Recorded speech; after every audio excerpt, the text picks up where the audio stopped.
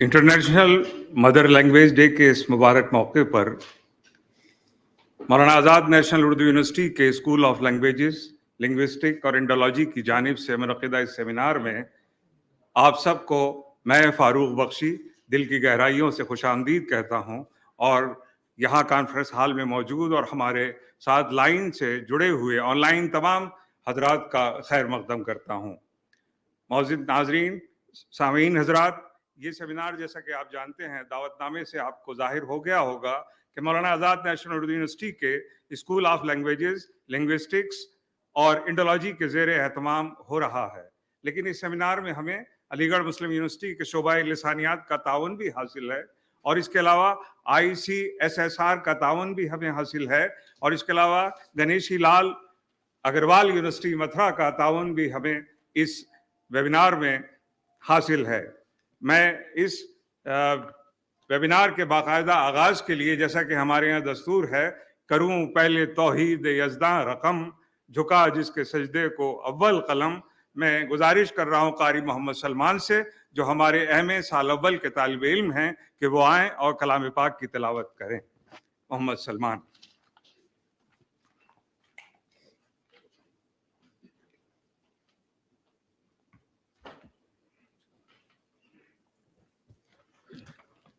अस्सलामु अलैकुम वरहमतुल्लाहि ताला वबरकातुहू। अऊज़ु बिल्लाहि मिनश शैतानिर रजीम।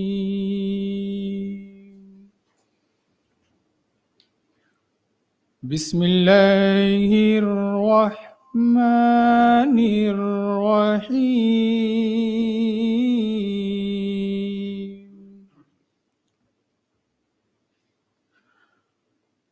वहुवल गफूरुल वदूद ज़ुल अर्शिल मजीद।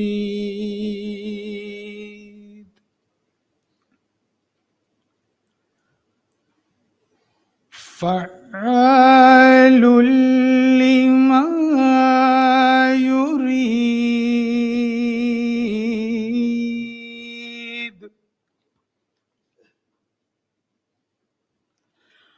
हल अताका हदीसुल जुनूद फ़िरऔन व समूद।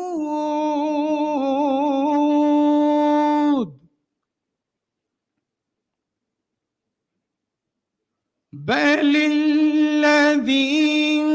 कफ़रू फ़ी तकज़ीबिन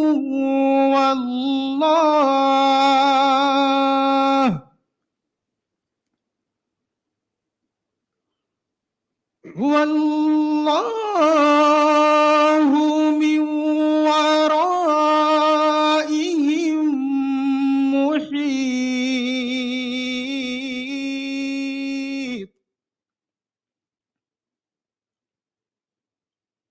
बल हुवा कुरआनुम मजीदुन फी लौहिम महफूज। बल हुवा कुरआनुम मजीदुन फी लौहिम महफूज।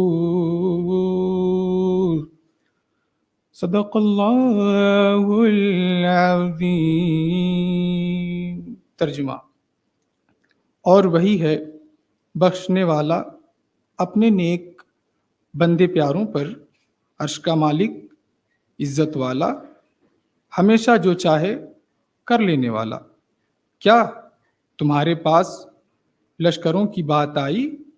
वो लश्कर कौन? फ़िरौन और समूद, बल्कि काफिर झुटलाने में हैं और अल्लाह उनके पीछे से उन्हें घेरे हुए है, बल्कि वो कमाल शर्फ वाला कुरान है लौहे महफूज में। अस्सलाम।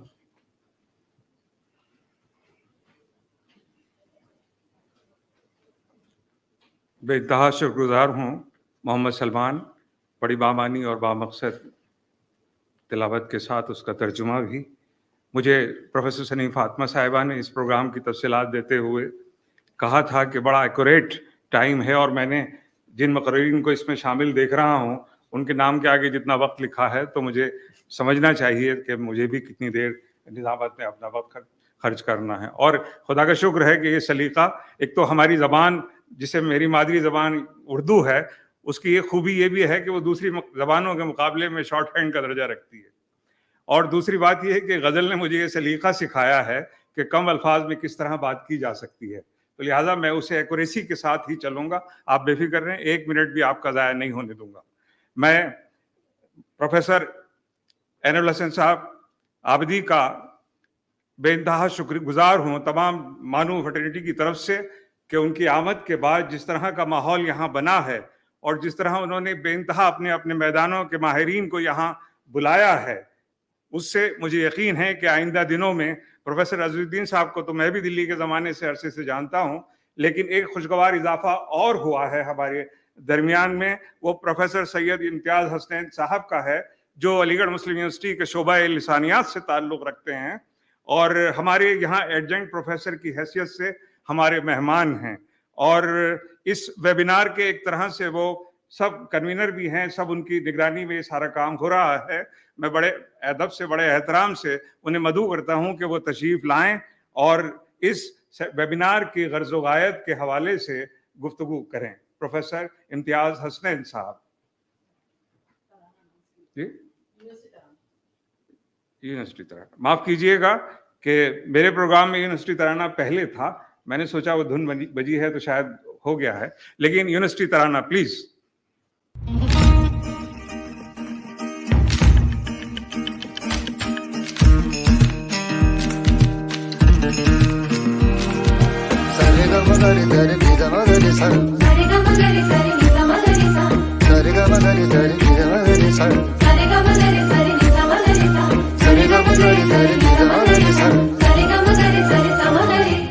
ये जामियाए ज़बान उर्दू, ये जामियाए ज़बान उर्दू, ज़बान उर्दू का आशिया है, ज़बान उर्दू का आशिया है।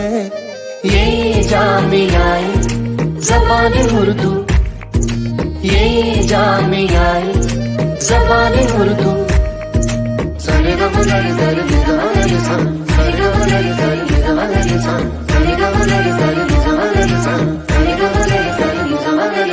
कलाम सारे है दर्ज रूह में, कलम से उतरा हुआ बदन है। ये इल्म का शहर घर है मेरा, मेरा मदरसा मेरा वतन है। तालीम का मौसम है, तहजीब की फसलें हैं, हम रोशनी करते हैं, सूरज की नस्लें हैं।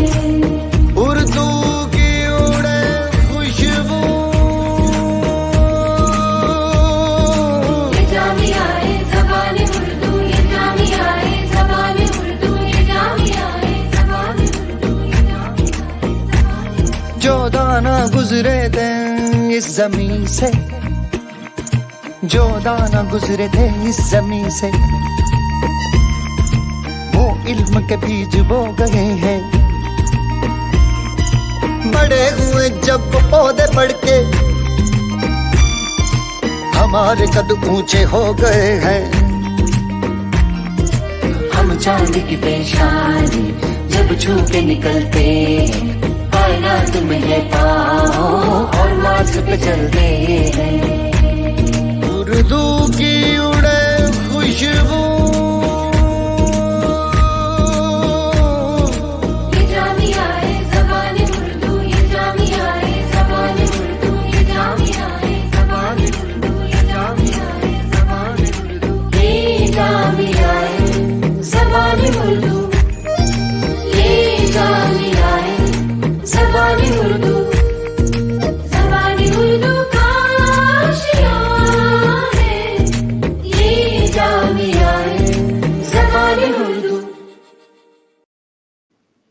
मानू का तराना आपने मुलाहिजा किया।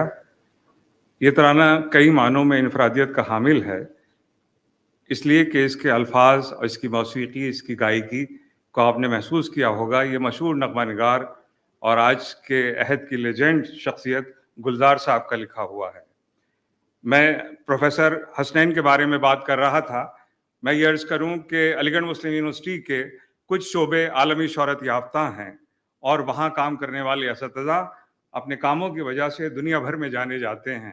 आप जानते हैं कि गूगल सर की क्लास में हर चीज़ अवेलेबल हो जाती है आसानी से। अगर नहीं होती तो सिर्फ रूह नहीं होती उसके अंदर। अगर आपके अंदर ये हुनर है कि उसके अंदर रूह डाल दें आप, तो आप बहुत कुछ कर सकते हैं। मैंने इम्तियाज़ साहब का बायोडाटा उस पर कलेक्ट किया और देखा। बहुत एतबार से तो इतनी सारी बॉडीज़ के वो मेंबर थे कि मेरे ख्याल में एक सेमिनार में उन सबको मैं नहीं गिनवा सकता यहाँ खड़े होकर। इतना सारा उनका काम है लिसानियात के हवाले से, और उनका जो काम मुझे सबसे ज़्यादा पसंद है वो समाजी लिसानियात के हवाले से है कि वो एक सोशल लिंग्विस्टिक की हैसियत से आलमी शोहरत याफ्ता हैं, professor Hasnain.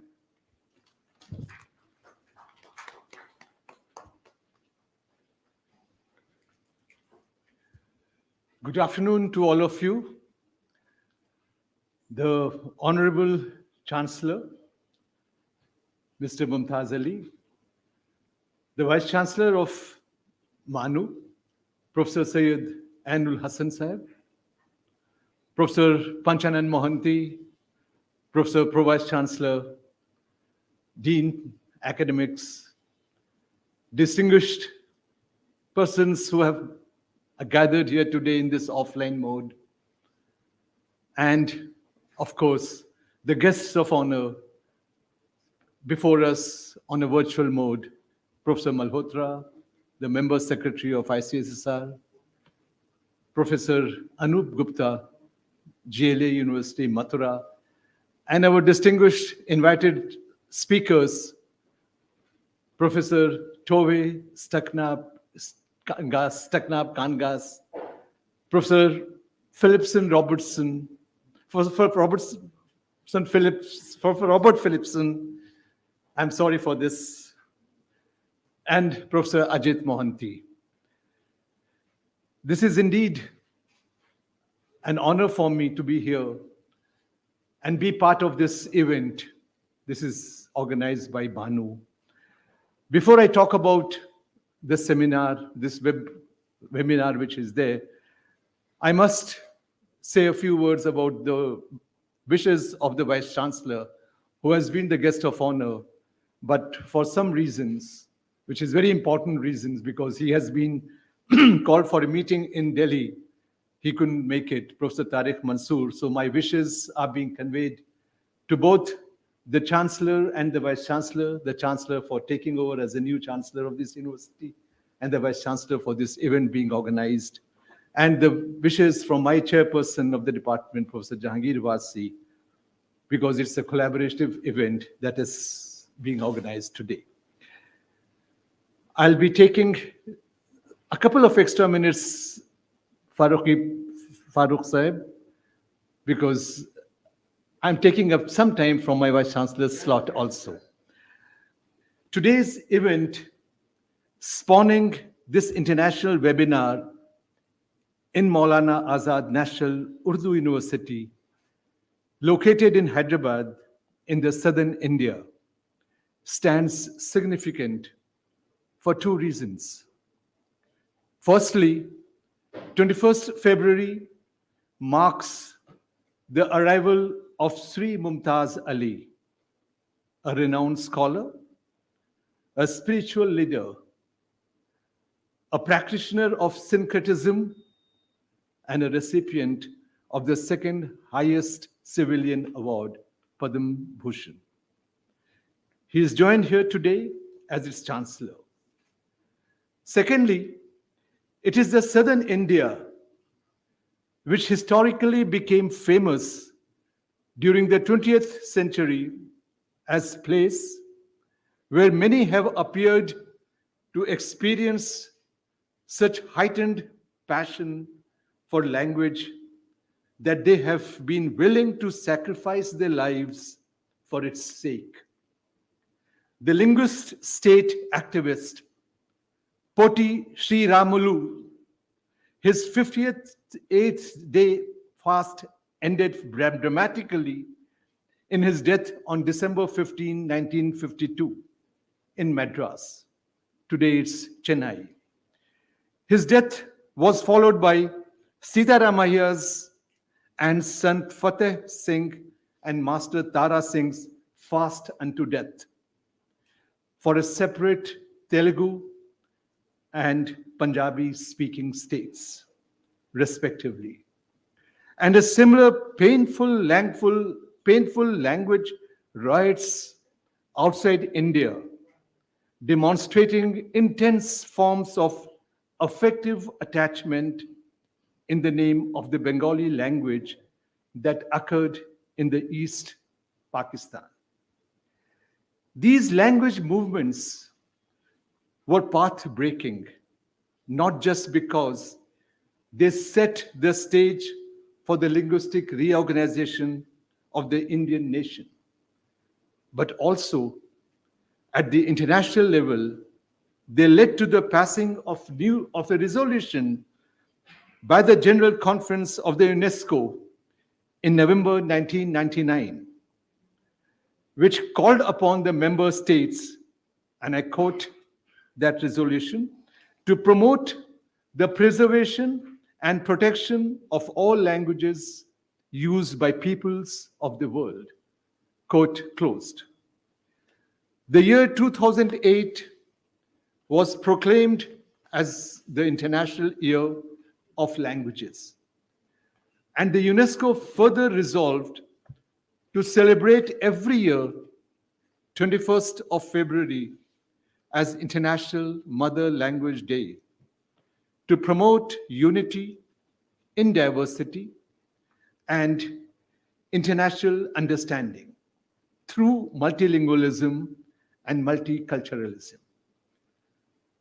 What is important to note here is that this type of committed devotion to one's mother tongue is not attested in any Indian language prior to the second half of the 19th century.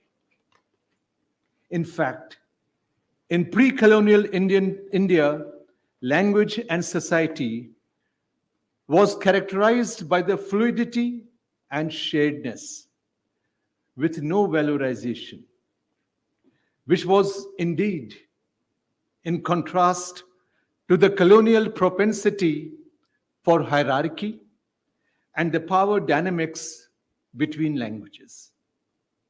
The culture and linguistic consequences of the colonial propensity for hierarchy in languages manifested in the form of language loss, language death, and language endangerment. Throughout all of history, something on the order of 10,000 spoken languages have existed. At least 43% of the estimated 6,000 languages spoken in the world are endangered. Only a few hundred languages have genuinely been given a place in education systems and the public domain, and less than 100 are used in the digital world. Anthropologically speaking, language is not merely a cluster of words or a grammatical set of rules. Rather, it is a flesh of the human spirit by which the soul of a culture reaches into the material world.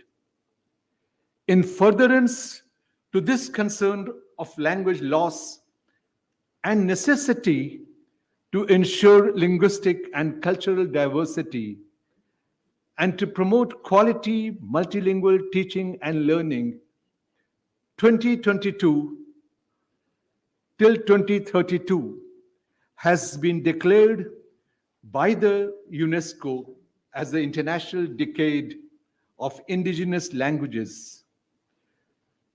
This resonates with the new education policy 2020, which is sensitive to the multilingual ethos of the country and is also conscious of the importance of multilingualism in terms of linguistic capital and source of power.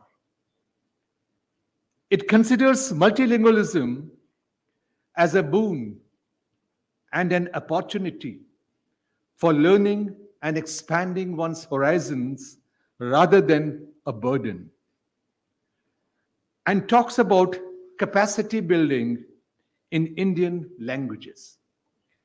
NEP 2020 is a welcome step as it recognizes the erosion of respect to local languages, including the tribal languages, and shows concern towards the shrinking space of Indian languages.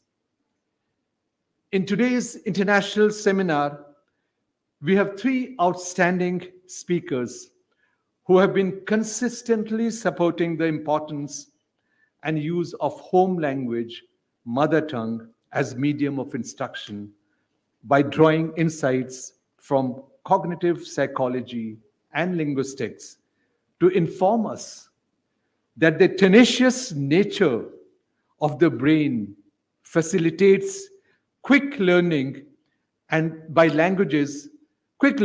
languages by children when immersed early in multilingual situation. This has been the theme of the presentations by Professor Tovis Katnab Khangas, Professor Robert Philipson, and Professor Ajit Mohanty. The three papers will be chaired by Professor Panchanan Mohanty, and if Professor Mohanty allows, we'll have question answers also after the papers, and then it will be followed by the vote of thanks. This has been the structure of the seminar. Thank you very much.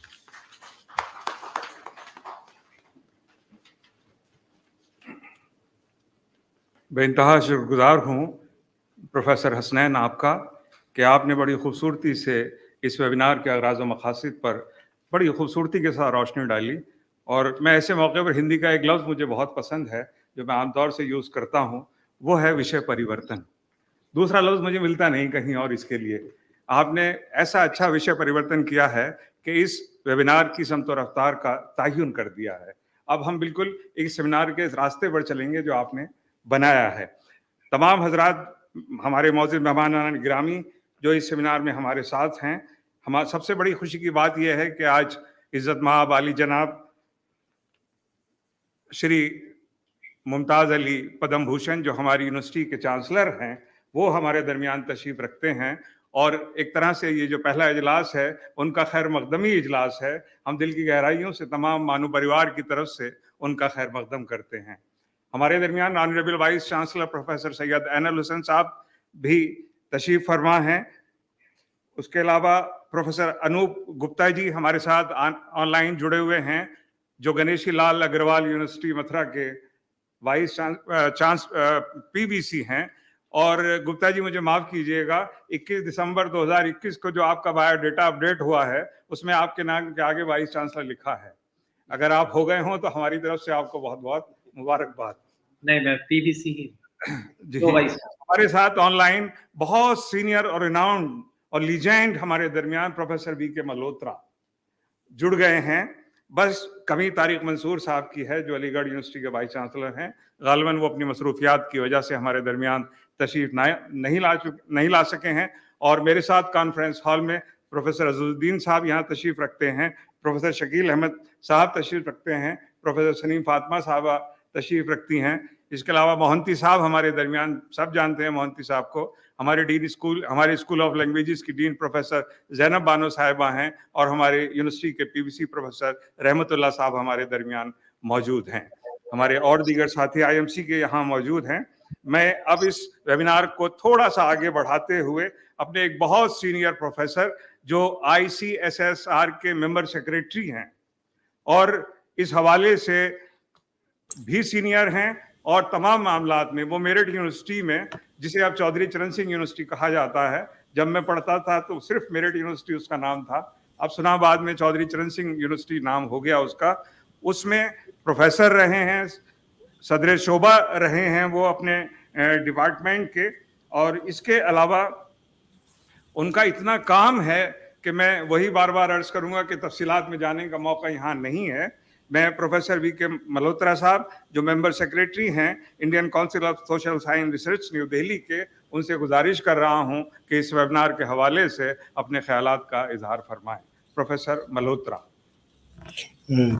Thank you, very distinguished Shri Mumtaz Ali ji, the Chancellor of Maulana Azad National Urdu University, Professor Syed Imtiaz Hasnain, Professor Robert, Professor Tariq Mansoor, Vice Chancellor Aligarh Muslim University, Professor Anup Gupta, Pro Vice Chancellor GLAU University Mathura, Professor Syed Anul Hassan,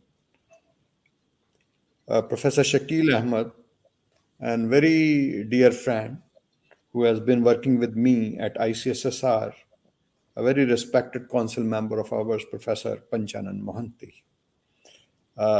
It's a great occasion that we are celebrating and commemorating the International Mother Language Day, which was declared by UNESCO in 1999, and the world has been celebrating the same since 2000. We know this day came into existence after a long struggle by Bangladesh to protect its mother language, Bangla. The International Mother Language Day was suggested by Rafiqul Islam, who said, it happened to commemorate the killings of thousands of people in Dhaka during Bangla language movement. We know that 40% of the world's people do not have access to education in the language that they speak or understand the best. It definitely hinders their learning as well as their access to heritage and cultural expressions. This year, special attention is being paid to multilingual education from early childhood, so that for children, their mother tongue is always an asset. As very rightly pointed out, International Decade for Indigenous Language 2022 to 2032 is going to be celebrated, and number of new initiatives will be coming before us. We know that there are at least 45% of the estimated 6,000 languages spoken in the world, which are said to be endangered now. 40% of the, or more than 40% of the global population doesn't have access to education in the language that they speak or understand.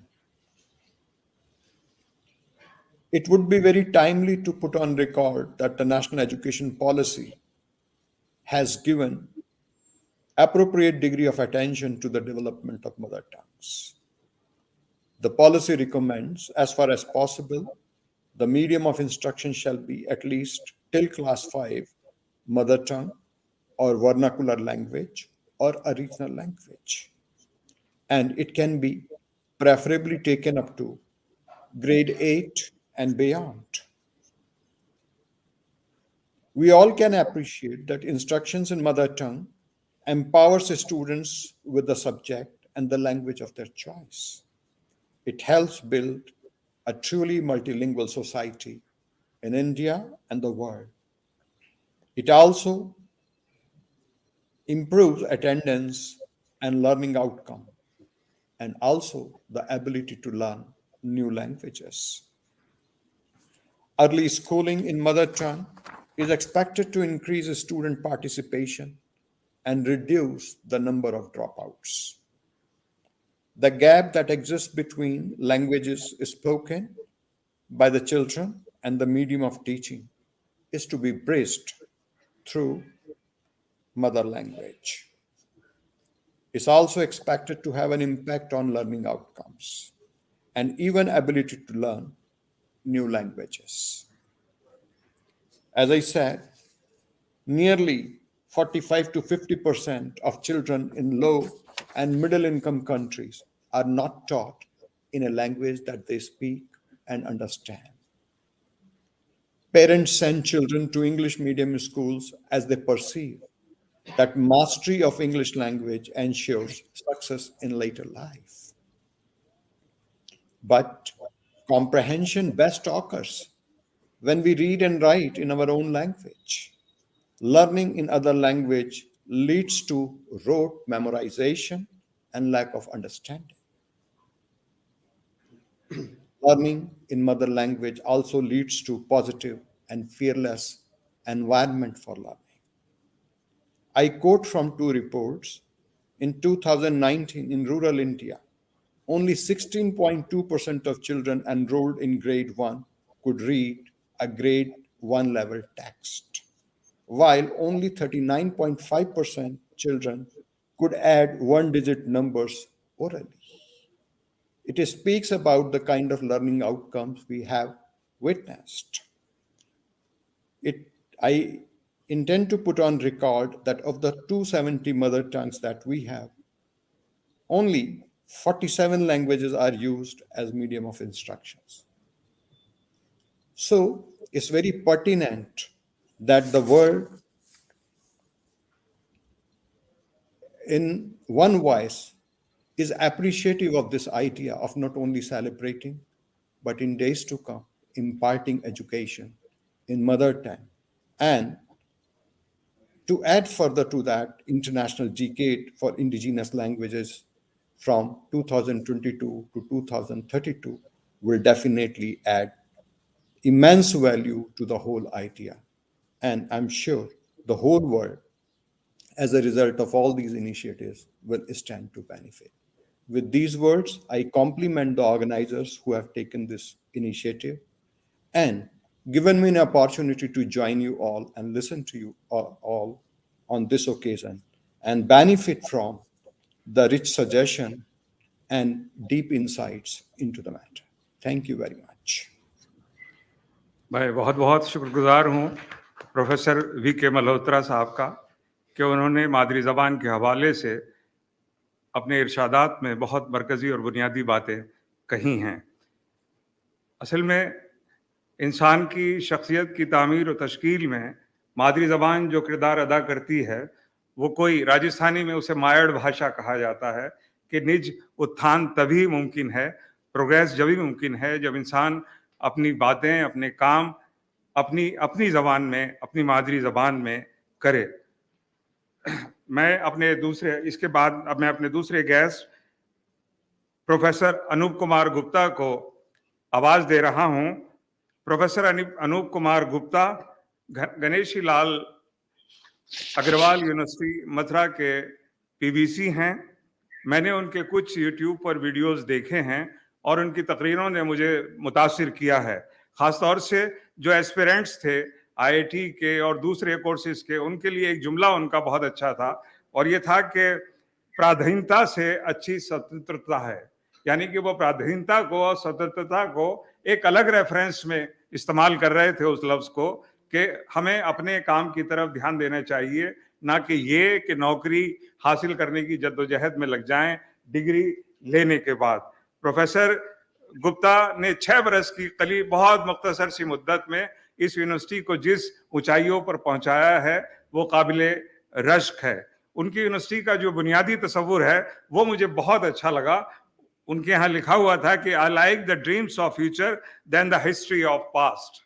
ये बुनियादी बात है कि आप माजी को बैठे हुए कब तक रोते रहेंगे, आगे आने वाली जिंदगी की तरफ आपको आगे बढ़ना चाहिए। ये बहुत खूबसूरत जुमला था जिसने मुझे उनकी तरफ खींचा। मैं बहुत अदब से, बड़े एहतराम से प्रोफेसर गुप्ता से मुल्तमिस हूँ कि वो तशरीफ लाएं और अपने इरशादात से नवाजें। शुक्रिया sir. Honorable Chancellor Maulana Azad National Urdu University, Padma Bhushan Shri Mumtaz Ali Ji, Honorable Vice Chancellor of AMU, Professor Tariq Mansoor, Professor V.K. Malhotra, Member Secretary, ICSSR New Delhi, Professor Syed Hassan, Honorable Vice Chancellor Maulana Azad National Urdu University, Professor Imtiaz Hasnan, Professor of Linguistics, Farooq Bakshi, who is the convener of this webinar, distinguished dignitaries, ladies and gentlemen, it is a great honor for me to be with you today in this international webinar for International Mother Language Day. This event also marks, as we know, the inauguration of UNESCO's International Decade of Indigenous Language. I'm delighted to have the opportunity to address such a gathering of ignited and dedicated minds. As Professor Imtiaz Hasnan said, that this international decade aims at ensuring indigenous people's right to preserve, revitalize, and promote their language, and mainstreaming linguistic diversity and multilingualism aspects into the sustainable development efforts. It is within its mandate for peace that it works to preserve the differences in cultures and languages and fosters tolerance and respect for other language.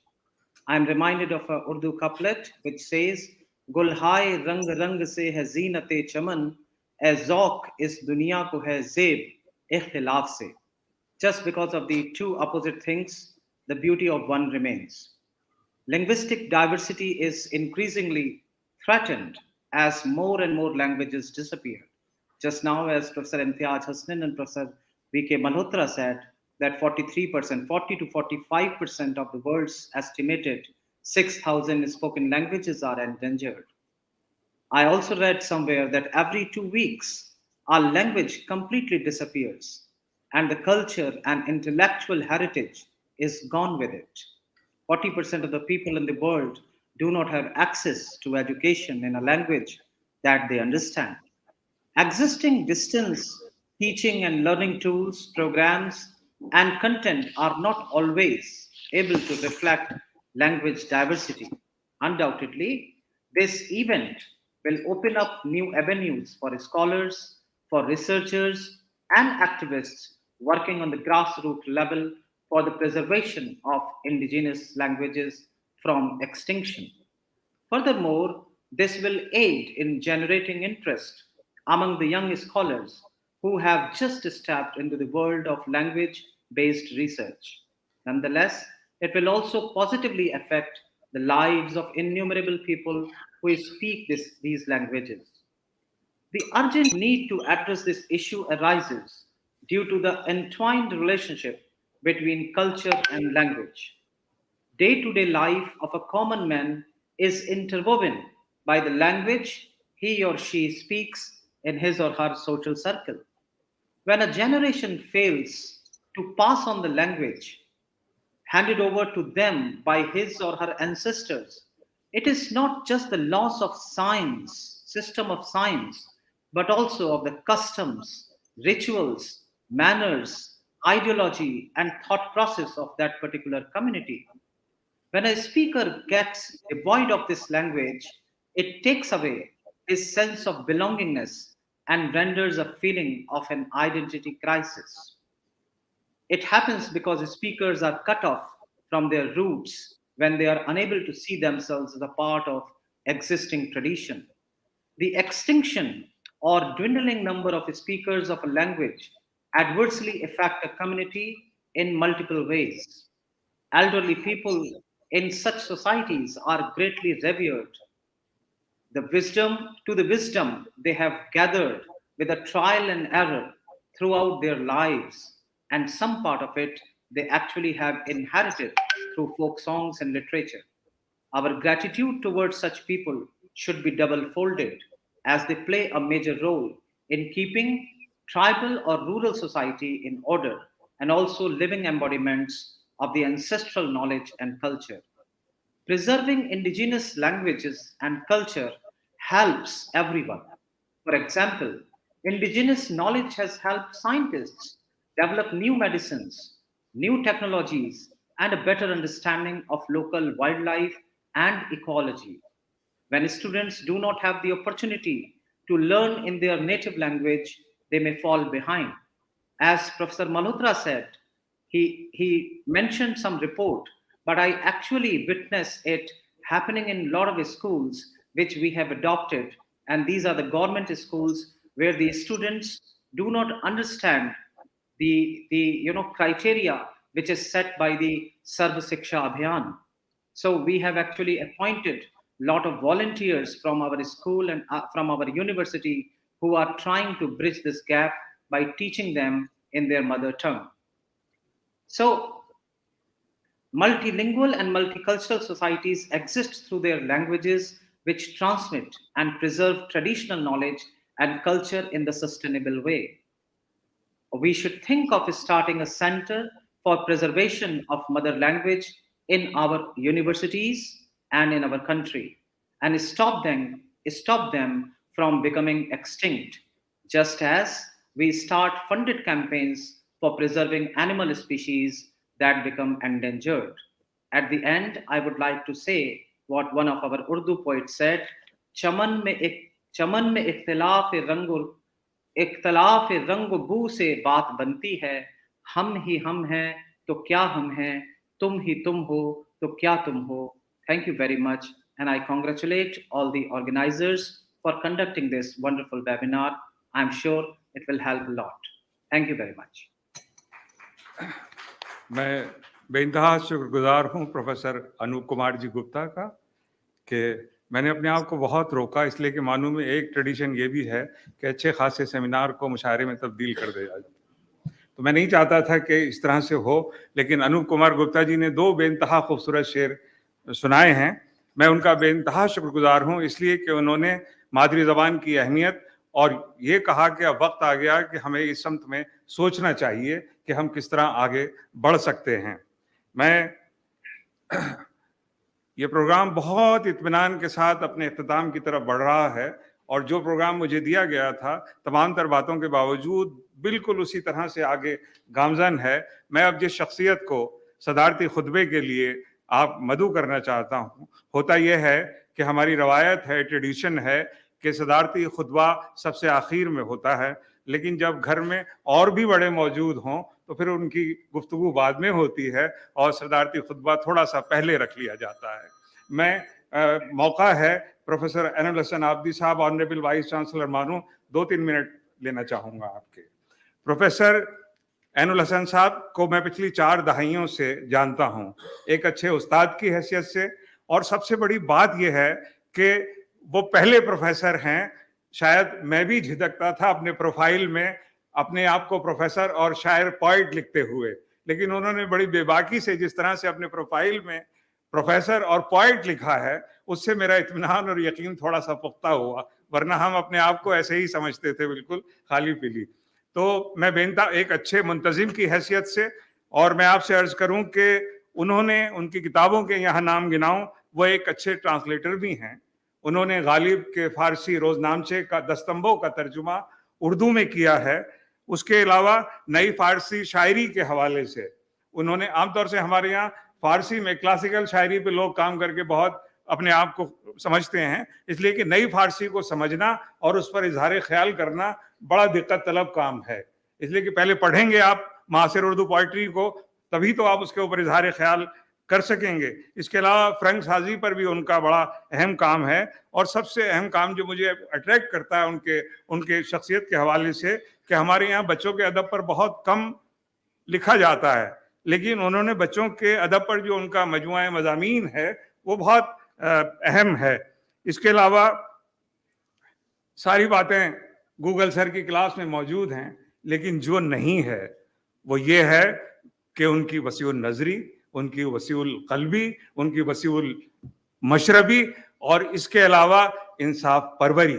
इसलिए कि मानू में आने के बाद मानू की तारीख का एक नया बाब शुरू हुआ है.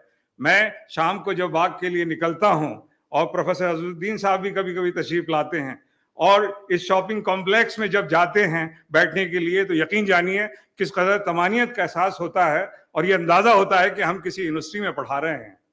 और वो यूनिवर्सिटी ऐसी है कि जहां टेबल पर बैठकर कॉफी के कप पर दूसरी दानिशगाहों की तरह हम गुफ्तगू करते हैं। इसके अलावा इस यूनिवर्सिटी का एक सबसे बड़ा डिफेक्ट मेरी नजर में ये था कि ये उस इलाके में आ गई, कायम तो नहीं हुई थी लेकिन आ गई, जिसे हाईटेक सिटी कहा जाता है।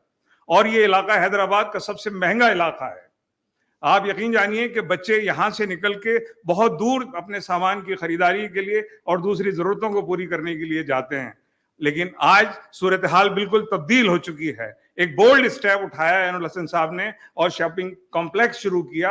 आज वहां तमाम जरूरत की हर तरह की चीजें, और बड़ी बड़ी बात है, अगर आप नजरअंदाज कर दें मेरी गुफ्तगू को, मैं भी बाल बनवाने के लिए बाजार में जाता था और 200 रुपए देता था।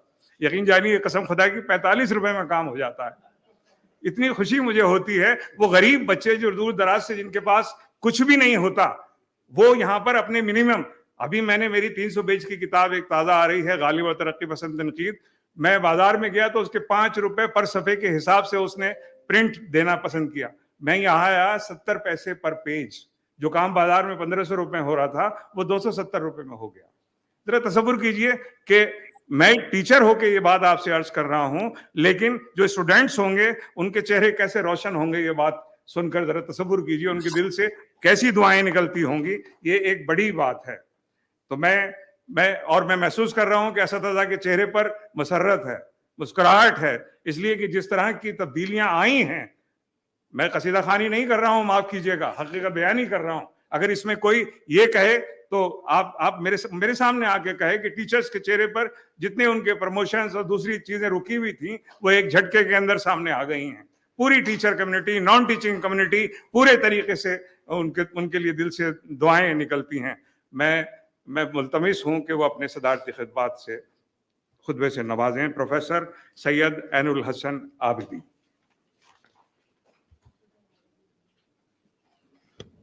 Thank you. Honorable Chancellor, Maulana Azad National Urdu University, organizer of this seminar and webinar, Professor Imtiaz Hasnain, distinguished guests, colleagues, ladies and gentlemen. I'm not here to deliver a long speech. Rather, my time is almost over. So I will take just 1 or 2 minutes because the main speakers are waiting for their turn. Now, as you know, friends, that in this high-tech era of communication sciences, aims and objectives of life differ from person to person, individual to individual, group to group, society to society, and finally, nation to nation. Every now and then, ideas have been cropping up. But the question is how to translate these ideas into a language, and what should be the language. National Education Policy 2020 provides ample opportunity for all students and learners to have their own options. And therefore, the need arises that one should read and write in his or her language of communication. Whatever may be the language of communication, whether you call it mother tongue. By definition, mother tongue is also under question. When you say mother tongue means a child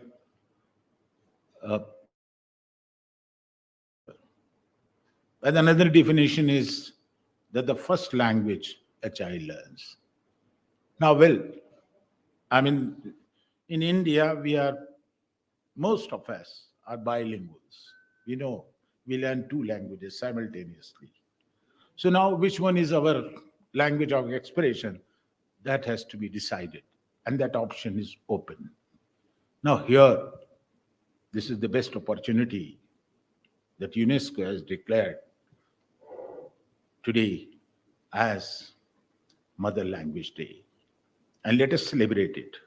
Let us listen to these speakers and see what they have to offer. And today, I'm feeling somehow satisfied that, look, we are starting from Maulana Azad National Urdu University. And I'm greatly indebted to our friend, Professor Imtiaz Hasnan, who is adjunct professor of this university and has come all the way from Aligarh Muslim University to organize this program. I wish him all the best. Thank you very much.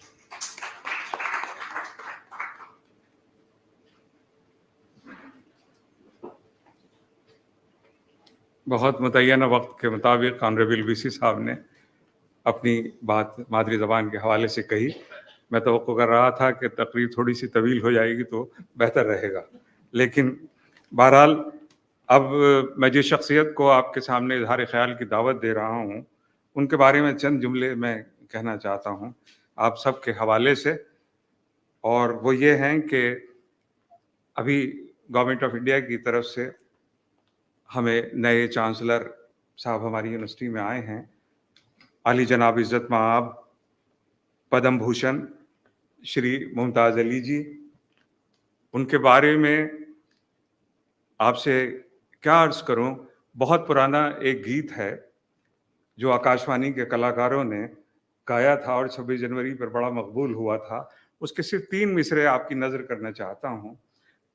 अर्ज़ करता हूं कि ए वतन मेरे प्यारे वतन, ए वतन मेरे प्यारे वतन, तेरी धरती का मुंह चूमता है गगन। और ये बंद मुलाहिजा कर लें। अर्ज करता हूं कि कुछ अलग अपनी मिट्टी की तासीर है, कुछ अलग अपनी मिट्टी की तासीर है, किसके पैरों में कब कोई जंजीर है। कुछ अलग अपनी मिट्टी की तासीर है, किसके पैरों में कब कोई जंजीर है, अपना अपना है सबका यहाँ पर चलन। ए वतन मेरे प्यारे वतन। इज्जत माआब पद्म भूषण श्री मुमताज़ अली जी एक ध्यानी, ज्ञानी और योग गुरु की हैसियत से अपनी शिनाख्त रखते हैं और तालीम के मैदान में भी उन्होंने बड़े कारहाय नुमायाँ अंजाम दिए हैं। कई बहुत स्कूल चलते हैं। वो एक मोटिवेशनल और एक इंस्पायर करने वाली शख्सियत के हवाले से नौजवानों के अंदर बेइंतहा मकबूल हैं और ये हमारी खुशबख्ती है कि उनके साथ काम करने का मौका, उनकी सरपरस्ती में काम करने का मौका मानू के तमाम असाब फ़िक्र नज़र को मिलेगा। मैं उनसे मुअद्दबाना गुजारिश करता हूँ कि वो तशरीफ़ लाएं और अपने ख्यालात से नवाजें। पद्म भूषण आली जनाब एम मुमताज़ अली साहब।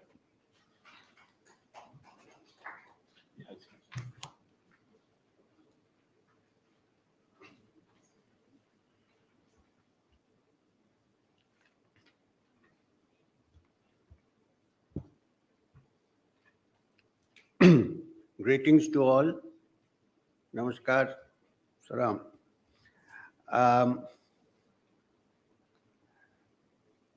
Honorable Vice Chancellor, Professor Syed Ainul Hassan, and all the dignitaries here, including one who started this whole process, Professor Syed Imtiaz Hassan from AMU. First time I'm meeting him and listening to him. Or Professor V.K. Malhotra, Professor Anup Gupta, or Professor Muhammad Farooq Bakshi, who really conducted this procedure with such flowery Urdu that I feel ashamed that I can't talk this language, although it's an International Mother Language Day. It's a contradiction actually, कि मैं नहीं बोल सकता हूँ उर्दू जो बचपन में माँ के पेट में सुना था। चलिए कोई बात। तो this is a wonderful move that Maulana Azad National Urdu University has started this international webinar on International Mother Language Day. And I hope with the abilities that we have here with the Vice Chancellor, the Pro-Vice Chancellor, Registrar, and the Deans and Heads of Departments, this will move forward quite a bit. And I need to make one or two comments because my life, my subject of study has been the mind, mostly. Even though I'm not a psychologist or a parapsychologist, it's been the mind. Something very interesting that we note, I'm sorry, I should have mentioned Professor Tove Skutnab from Finland. I don't know Finland or Sweden. I'm very fond of Finland. I keep going to Finland every year. We have a good group of people there. And of course, Professor Robert Phillipson of UK. I haven't yet seen or heard the discussions you had, but I will in future, I promise. There is also Professor Mahanti, who is sitting here next to me in front. So what I want to make this observation is when we say mother tongue, it usually means the origin of language, not just what we speak. The question is, whatever be the language we speak. Now, I went to an English medium school, fortunately or unfortunately. But even though I speak in English, if you would only quietly look at the mind and see when I speak, how do I think? It's interesting to note that everybody thinks in a language. You cannot think without a language.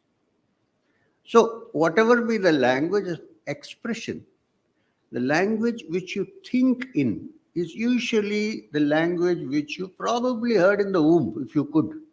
I don't know. Or in the lap of your mother. This is important to note because what language do I think in? This makes a great deal of difference. I may become a Pakka Englishman, but I may be an Indian, I may be speaking Urdu, I may be thinking in the language, root language in which I was born. So this is one element I would like to add to this entire discussion.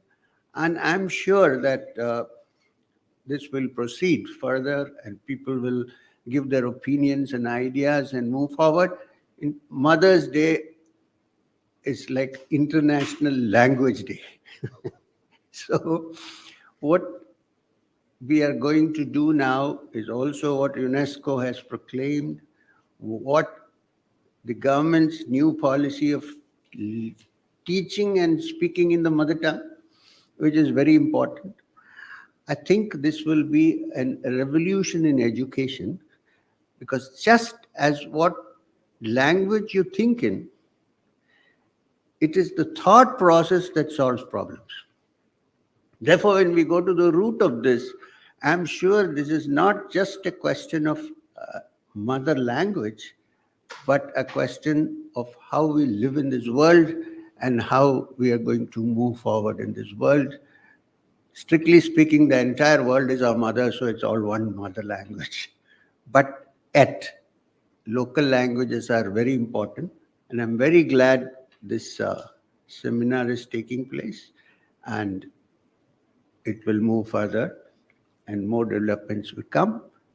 This is the first time I'm present here. I just took over today. I wouldn't say took over, but took charge of the Chancellor's position here. And therefore, I don't want to speak too much. There might be here people who do much better about these things than I do. I promise that I will support and help you in whatever endeavor that you take. Thank you very much.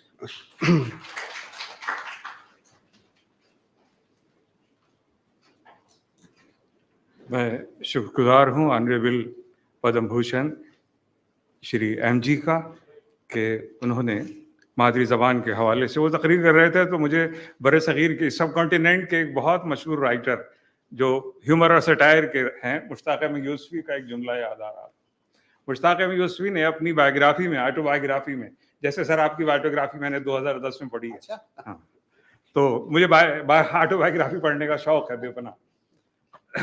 तो उसमें अपनी autobiography में उन्होंने लिखा है, अजीजुद्दीन साहब, उन्होंने लिखा है कि मैं जिस वो बैंक में काम करते थे वहाँ लंदन में, कि मैं जिस बैंक में काम करता था, बैंक में काम तो अंग्रेजी में होता था, गुफ्तगू उर्दू में होती थी और गाली सब अपनी मादरी जबान में देते थे।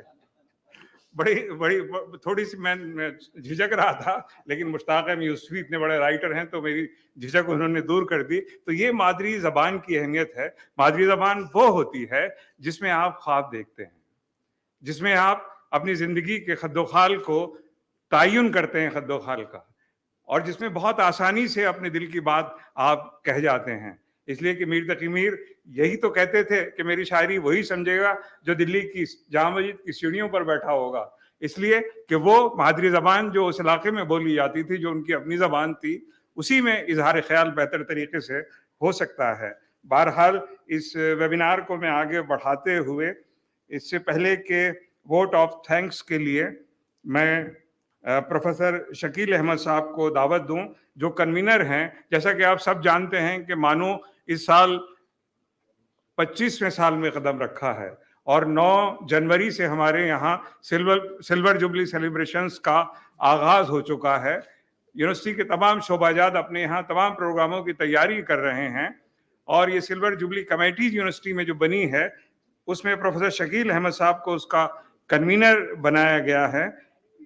उनके वोट ऑफ थैंक्स के बाद आप सब लोग राष्ट्रीय गान के लिए खड़े हो जाएंगे, नेशनल एंथम के लिए, और उसके बाद हमारा टेक्निकल सेशन शुरू होगा, जिसकी निजामत के फराइज अंजाम देंगे प्रोफेसर सैयद इम्तियाज हसनैन साहब। इस सेशन के फौरन बाद टेक्निकल सेशन शुरू होगा। मैं प्रोफेसर शकील अहमद साहब से गुजारिश कर रहा हूं कि वो तशरीफ लाएं और शुक्रिया की रस्म अदा करें। उसके बाद नेशनल एंथम होगा। Bismillahirrahmanirrahim. Dignitaries on the dais, dignitaries off the dais, dear participants from all corners of the world, Assalamu alaikum, good afternoon and good morning.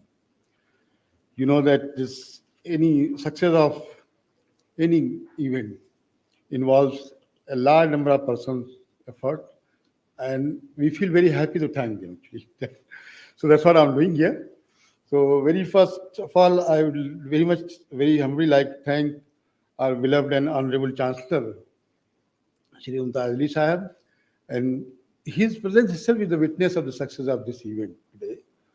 And I'm sure, sir, you have joined today, and we will have a long company with you, and we will definitely, MANUU will flourish in all dimensions with your able guidance and prestige.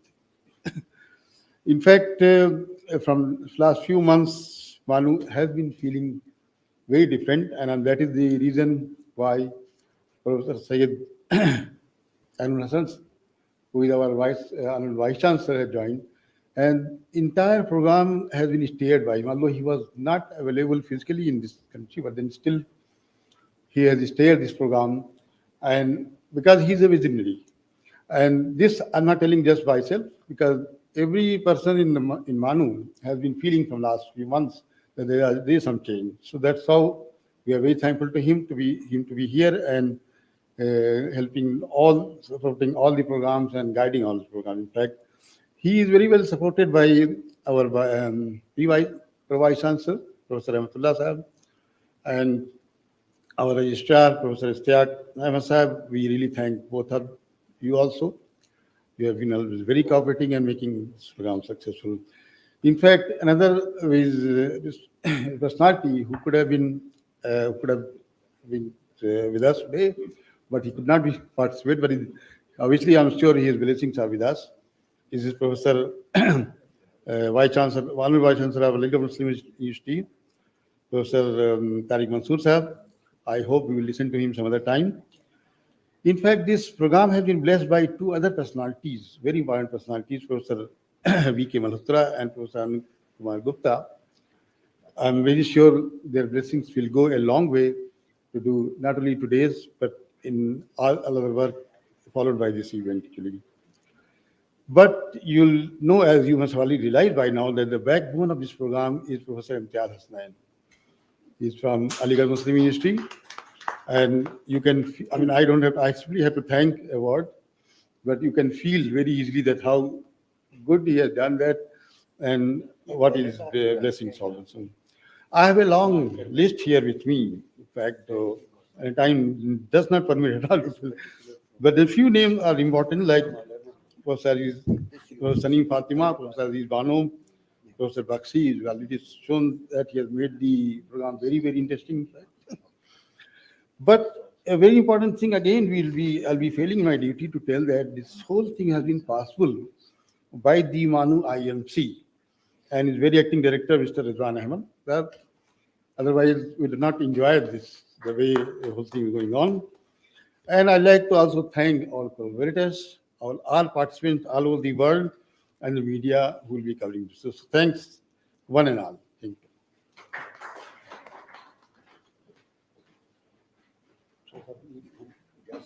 इस webinar के इफ्तिताई इजलास के शुक्रिया अदा कर रहे थे professor Shakeel Ahmad साहब। मैं तमाम हाल में मौजूद हाजरीन से मुल्तमिस हूँ कि वो अपनी अपनी जगह पर खड़े हो जाएं नेशनल एंथम के लिए।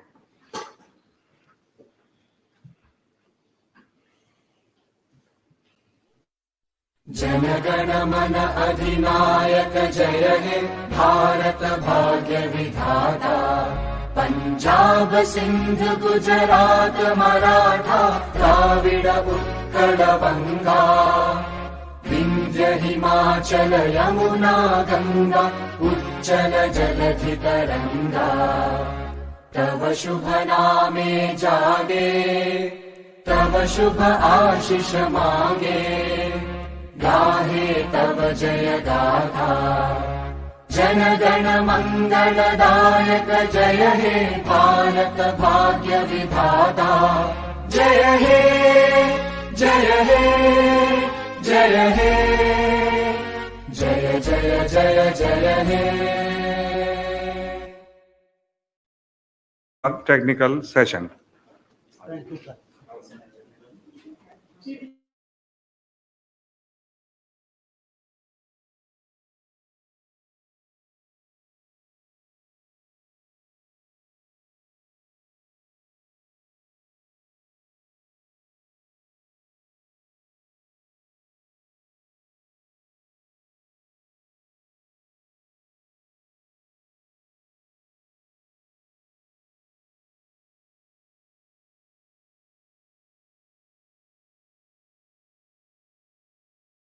Please come to the dais and start the technical session. Professor Monty.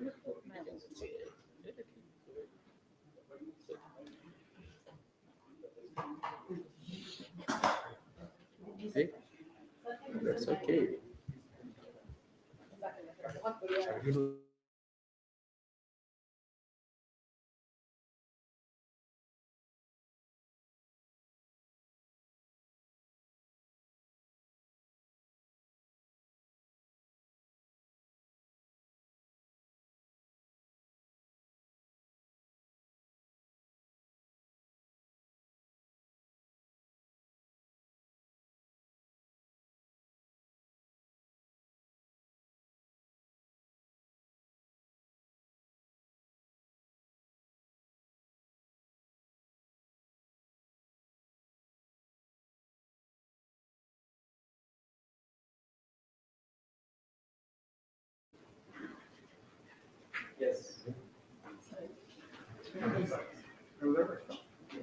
Yeah, good afternoon. Welcome to the technical session in which there will be three presentations. One by Professor Tobias Katnap-Kangas, then Professor Robert Philipson, and the third one will be by Professor Ajit Kumar Mahanti.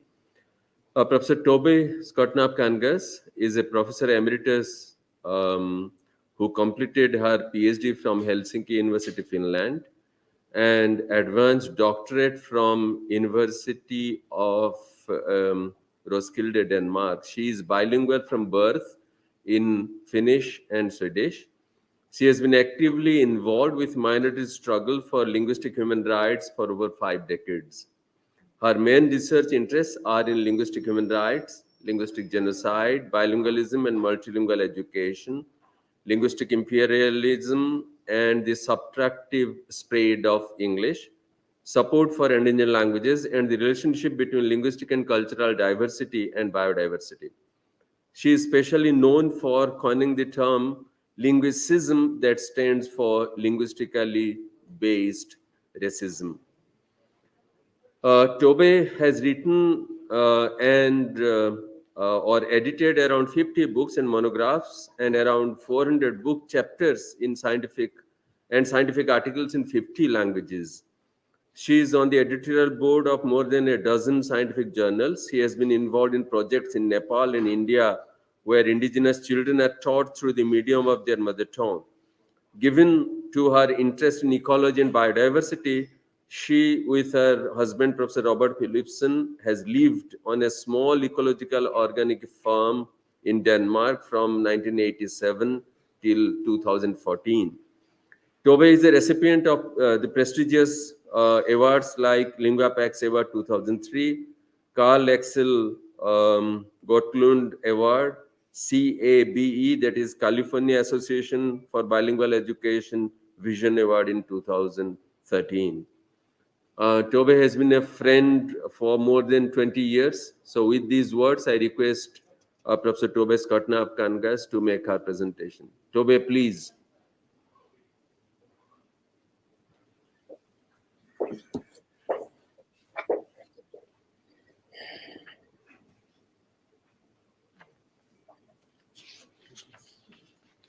You should probably click on something.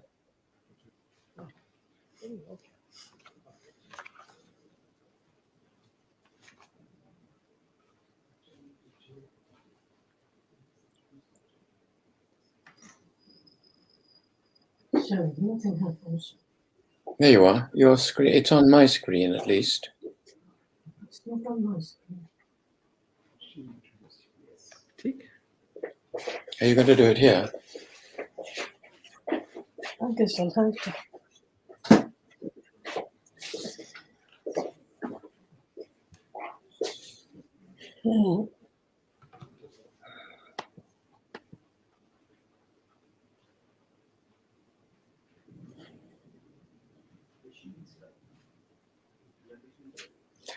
Yeah. Tobe, will you please start the presentation? I would like to, but now I'm in my. Okay. Yeah, that's okay. You are too technically advanced for us Europeans. Professor Tove, we've already shared your screen on your behalf. The PPT is visible to the viewers as well as you on StreamYard. Okay, let's try it like We this. shared the PDF format that you sent to us earlier. And Yeah, but she has a black screen on her computer. She's now using my computer. So, as I said, you Indians are much too technologically advanced for us Europeans. Ma'am, you should ideally be seeing 3 windows with Professor Ajit Mohanty, yourself, and the PPT in Google Chrome on StreamYard. I can try to see if it works with this one. Can this be done from my machine? Because that's where she is now. Because Yeah, sure, sir. Sure. Her own screen is black. Yeah, and this is much more difficult because I don't know how to. Possibly that one. Let me see. Yes, a little bit better, but not enough. Let's see if I can get down on this one. How do? Okay. No, this simply doesn't work.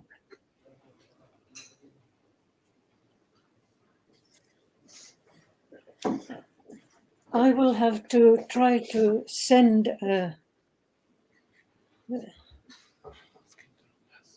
Robert. Yes. I mean, this does not work. I'll say something. Ma'am, the PPT is full screen. If you want us to enlarge it further, then we can do that as well. Alltså, jag kan inte förstå vad han säger. I wish I could speak one of my 2 mother tongues instead of. Ma'am, we want to further enlarge the PPT because we're already seeing the PPT on screen.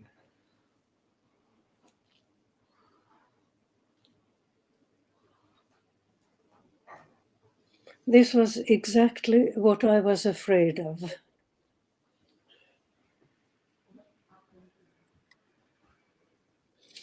Can you do it so that no? Can Robert start? It might be better if Robert starts and I come after Robert. Okay? Can you hear me?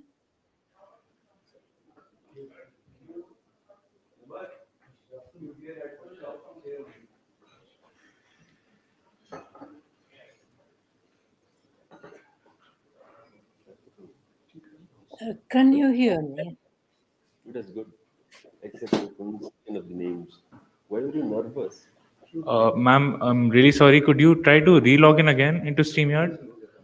Robert, yours is on. Can you? Or if you can see if Professor Robert is able to see the screen, then he can start with the presentation, if that's possible. Yeah, I can do mine. No, if you can do it, then you might as well start with it. We'll further look into Professor Tovi's presentation. Meanwhile, I need to get rid of Torva's picture now. My screen has become exit full screen. Yes. Yes. Okay. So, I will go to. No, Professor Robert Philipson, I hope, yours and Toby's lectures are not sequentially ordered. You can talk about, present your, paper right now, and after that she will do. Is it okay for you? Yeah, I've just put mine on the screen. So, can you see? No, just a minute. I'll have a brief introduction to the audience here about you. Okay, Professor fine. Robert Philipson, Professor Emeritus, Department of International Language Studies and Computational Linguistics at the Copenhagen Business School. Completed his education from the University of Cambridge, University of Leeds, and University of Amsterdam. Professor Philipson has also worked for the British Council for almost a decade, assisting with teacher training, the English Teaching Information Centre, and working as a British Institute lecturer and English language officer. Robert has done extensive research on linguistics, language education, and the role of English worldwide. Much of his work deals with language as power and human right, rather than simply a linguistic fact. Tied closely to this idea of language as an important part of identity is what he describes as linguistic imperialism, particularly in regards to the spread of English throughout the world. He supports educational policies that maintain the linguistic diversity of Europe while taking into account socio-linguistic realities, principles, and efficiency. Robert continues to make contributions to the field by publishing new findings and serving on multiple language advisor boards that make important language policy decisions. In 2010, Professor Philipson was awarded the UNESCO Lingua Pax Prize. Now, Robert, it's up to you now. Thank you very much. Good afternoon. Salam alaikum. Namaste. Can you see my screen now? Yes. Okay. Let's see if I can go down then on easily in the normal way. But it's a great pleasure. I think the introductory talks were extremely revealing and definitely showed how the management of multilingualism in universities in India is in very good hands. So that's very reassuring to know. And I'm going to talk on mother tongues plus English in higher education. If I can go down. Yes, okay, thank you. Here's a word of precaution right at the beginning. I have nothing against anyone becoming maximally competent in English. This is logical given the global linguistic mosaic. The question is how this should be achieved and in what sort of a balance with competence in other languages. This issue needs to be addressed at all levels of national education, in companies, in the media, in international organizations and in the home. And I wonder how I can go down. I'll try up there. No, that doesn't work. No, I'm afraid that the picture is not functioning in the way that I'm used to. I can see that the technician is trying to improve it. But I can't go down from one slide to the next. But I wanted to begin by quoting Gandhi because basically, as the picture here shows, there's a massive difference between the policies of somebody like Winston Churchill, who was a real imperialist, and Gandhi, who wanted to resist imperialism. Let's go down to the next slide. I can't, yes, okay. And it's unfortunate that Tove hasn't shown hers first because she wanted to quote Lord Curzon that you have in the middle of the screen, who basically wrote that Lord Curzon, who was representing the British Queen in India from 1899 to 1905. And he's quoted in a very recent book by a brilliant man of Punjabi origin, now third generation in the United Kingdom, in his book Empire Land, which is really about how imperialism has shaped and is still, in fact, felt very strongly in the United Kingdom.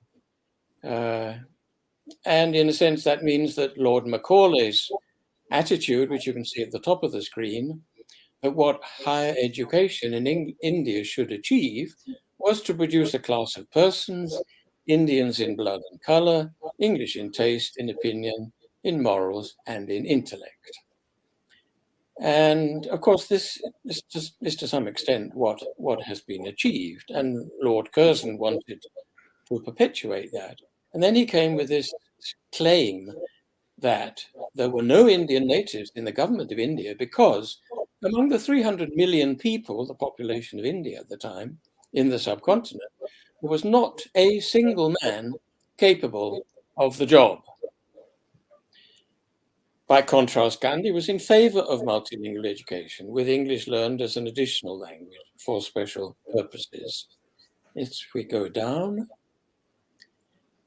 Curzon's claim about Indians is scandalous, granted, as you can see from the screen, that among the top 10, the first founded universities in India, several at the beginning of the 19th century, more in the middle and more at the end of the century and more in the 20th century. So the idea that there were not educated Indians to enter the imperial service was nonsense at the time.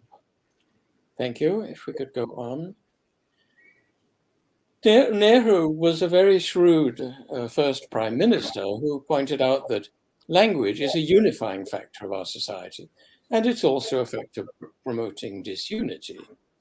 And then in relation to educational policy, he wrote, "I'm convinced that real progress in India can only be made through our own languages and not through a foreign language, meaning English. I'm anxious to prevent a new caste system being perpetuated in India, an English-knowing caste separated from the mass of our public. That will be most unfortunate." And we've been hearing in the speeches made earlier today that in fact this is still the case, that the mass of our public lives in a different universe from the English-knowing caste that now exists in India.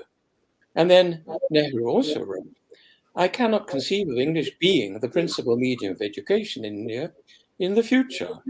That medium has to be Hindi or some other regional language." In fact, in his 1908 book, Policy for India After Independence, he wrote that, in fact, it should be through the mother tongue initially, and then a regional language, and then later Hindi and possibly English. So, I mean, it wasn't a question of Gandhi writing in terms of English or the rest. He wanted all of the languages to thrive, including all the languages of India. Next slide, please. One of my gurus, one of the many Indian researchers and sociolinguists who has influenced my thinking for half a century, Dr. Patnaik, who was the first principal of the Central for Institute Central Institute for Indian Languages in Mysore, where Tove and I have spent quite a lot of time. He was writing about the impact of globalization on India and wrote, the modern third world child, amongst other things, is the victim of globalization by acclaiming English as the only global language and the only chance in life, denying their mother tongue and neglecting their regional languages. Schooling distances them from their culture, their family, their traditional knowledge and vocation. It enhances the distance between haves and have-nots. If English is, and of course he was that familiar with research, which basically showed that there could be a relevant way of looking at English was that different Englishes had developed in North America, in Australia, in India, in parts of Kenya, and in South Africa, and so on. So if Englishes supplemented and complemented different local, regional, national languages, then English would be a type of strength.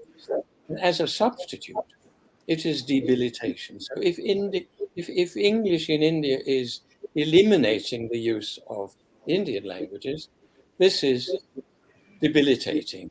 It is disconnecting people from their ancestral heritage. Next slide, please.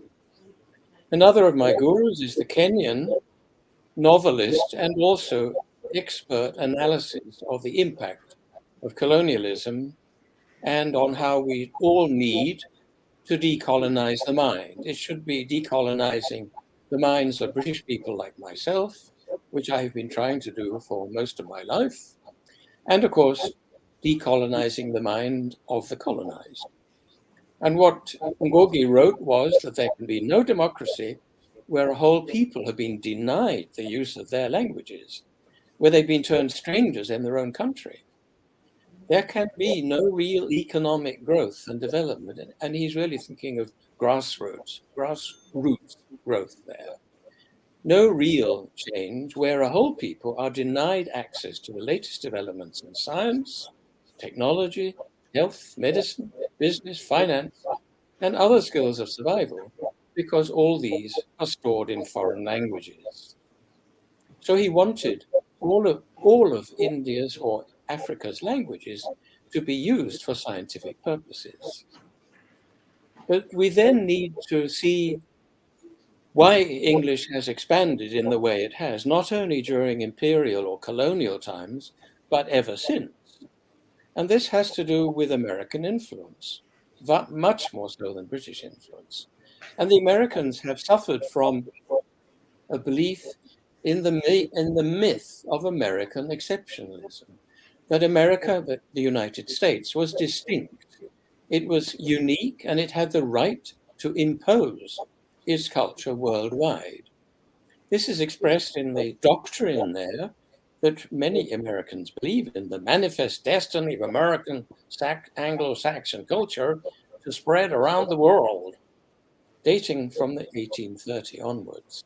And President Harry Truman, a century later, in 1947, the whole world should adopt the American system. The American system can survive in America only if it becomes a world system. So, if you like, this is where modern globalization was being implemented by global Americanization.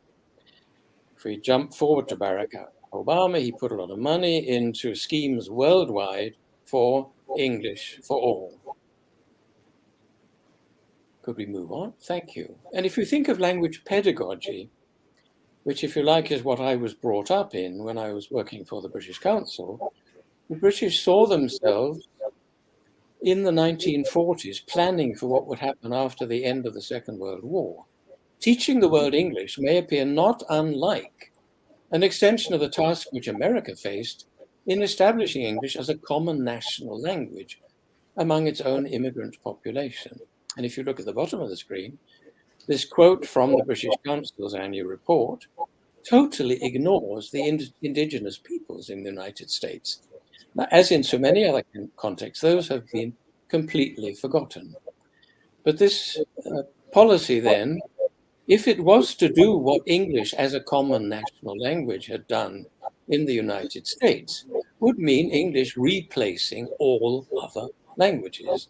Was this really what the British Council was trying to do worldwide? That's debatable. Let's move on. Next slide. But basically, in my book, Linguistic Imperialism, from 92 in Britain and republished in Delhi, English is best taught monolingually. The ideal teacher of English is a native speaker. The earlier English is taught, the better the results. And the more English is taught, the better the results. And if other languages are used much, standards of English will drop. And I identify these on the basis of what the British in particular were doing worldwide, and the research already in the 1980s and 90s on multilingualism, and inspired by writing by Indian researchers. Next slide, please. Because those 5 myths are in fact fallacies. They are false. The monolingual fallacy, the native speaker fallacy, the early start fallacy, the maximum exposure fallacy, the subtractive fallacy. And some of these ideas are very much still in place. If you think of English medium schools for the middle class or the rest of the population, the less privileged, the early start fallacy is very much still in place. Likewise, the maximum exposure fallacy. And education, if it is only through the medium of English, is definitely subtractive. And that's what the British and American English language teaching business, supported by the funding of the World Bank worldwide, has in fact tried to achieve. Next slide, please. So one needs to see linguistic imperialism as it is one interlocking feature of imperialism in culture, education, media, communication, economy, politics, and military activities. And fundamentally, it's about exploitation, about injustice, inequality between languages, and hierarchy, which was mentioned earlier by other speakers. It's structural when more resources, more cash, more money goes into the use, for instance, in teacher training and in teaching, in one language rather than into other languages. And of course, it's ideological as well. It's a question of what people believe in their attitudes to languages and their relevance, the images created. And gradually, if a language has become dominant, its values, its hegemony will be internalized as normal and natural. And that very largely is true worldwide of the importance of English. But this represents unequal rights for speakers of different languages, and often the pedagogy is subtractive, consolidating some languages at the expense of others. And as was said earlier in relation to my wife, Purva Skutnam Kangas's work, it's a question of linguicism, which functions in the same ways as sexism and racism and classism do. And it's a very complex issue. These are very much crude summaries. So it's a question of supply and demand, to a large extent, push and pull factors. And linguistic imperialism, like other forms of imperialism, will invariably be contested and resisted. Next slide, please. By contrast, in the part of the world where I've worked for nearly 50 years, Denmark, which is one of the Nordic countries, along with Sweden, Norway, Iceland, and Finland, they have a policy approved by governments of parallel language competence. They want it to be possible to use both the languages of the Nordic countries, essential to society, and English as languages of science. It shouldn't just be in one language. But the presentation of the scientific result should be in the languages of the Nordic countries to meet Nordic people's needs, essential to society, and that those should be rewarded. You shouldn't give a bonus to people writing for a journal in English, but not in Swedish or Norwegian, which does happen.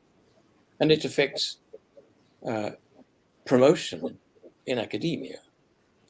Thirdly, that instruction in scientific technical language, especially in written form, should be given in universities in both English and the languages of the Nordic countries, essential to society. And finally, that universities, colleges, and other scientific institutions should develop long-range strategies for the choice of language, the parallel use of languages, language instruction, and translation grants within their fields. And I'd like you to think whether this kind of policy could be relevant, for instance, at state level in India, with equivalent use of both India or Hindi and other languages as languages of science for all the purposes that are identified here.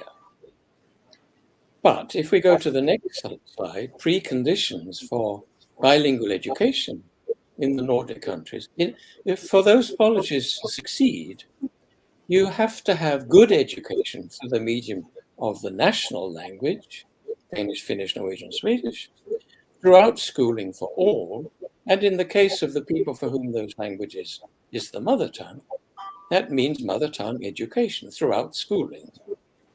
And then alongside that, that's the second bullet, there is good teaching of English as a foreign language by well-qualified teachers. And that's important worldwide.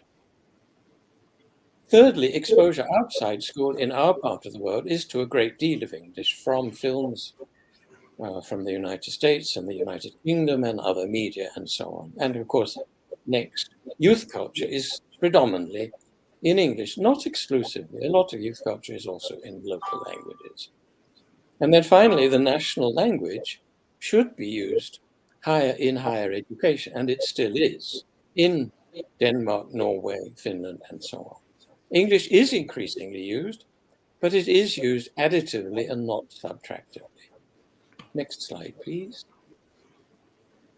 And then I ask what's happening when British universities are dependent on international students who are worth 25 billion to the British economy. This was in 2017. And they are, in fact, worth even more money now. And that's where I'm quoting now, international students studying in the United Kingdom, they generate all that money for the economy and support around 206,000 jobs in university towns and cities across the United Kingdom, according to new figures. And these students also paid an estimated £4.8 billion in tuition fees, accounting for more than 14,000 of total university income. And I'm asking you people who see this, why are there thousands of students going to Great Britain for university education? This, in my view, represents development aid from the periphery to the center, from India to the United Kingdom. And many of those people who do well in academia will remain in Britain or go to the United States rather than working for the interest of people in India. So my question is, why are young Indian students heading there in this way? And I'm obviously showing you that, in my view, this is extremely unfortunate. If one thinks of follow-up to what I've been sketching in just a few minutes for you here, my wife, Tova Skutnap-Prangas, and I attended, or we gave a 2-week course at the NALSA University of Law in Hyderabad back in 2018. We had a wonderful group of 60 people from all over India. And at the end of it, and the course was on many dimensions of language policy for graduate students. Many were postgraduates, some even employed with a doctorate. And there was a concluding session recorded so that NALSA ought to be able to find the interview that both of us gave when we were still in India then. And if you go to the home pages of both myself, which was at the beginning of my slides, you'll find that we've got YouTube talks on some of the issues we've been talking about today in Hyderabad. It's a great pleasure to be back. My book I've mentioned already. The second book, Linguistic Imperialism Continued, was in fact commissioned by Orient Black Swan. And then the book edited by Ajit Mahanti, Minati Panda, and myself and Tova in 2009, after a wonderful conference in India, organized by Ajit Mahanti, is a collection of articles on many aspects of how to create multilingual education for social justice. and it represents globalizing the local. And then a later book which I've been involved in with an Australian woman, Bunce, and a New Zealand of indigenous origin, Vaughan Rapatahana, and Ruwani Chupos, who's writing about very interesting things.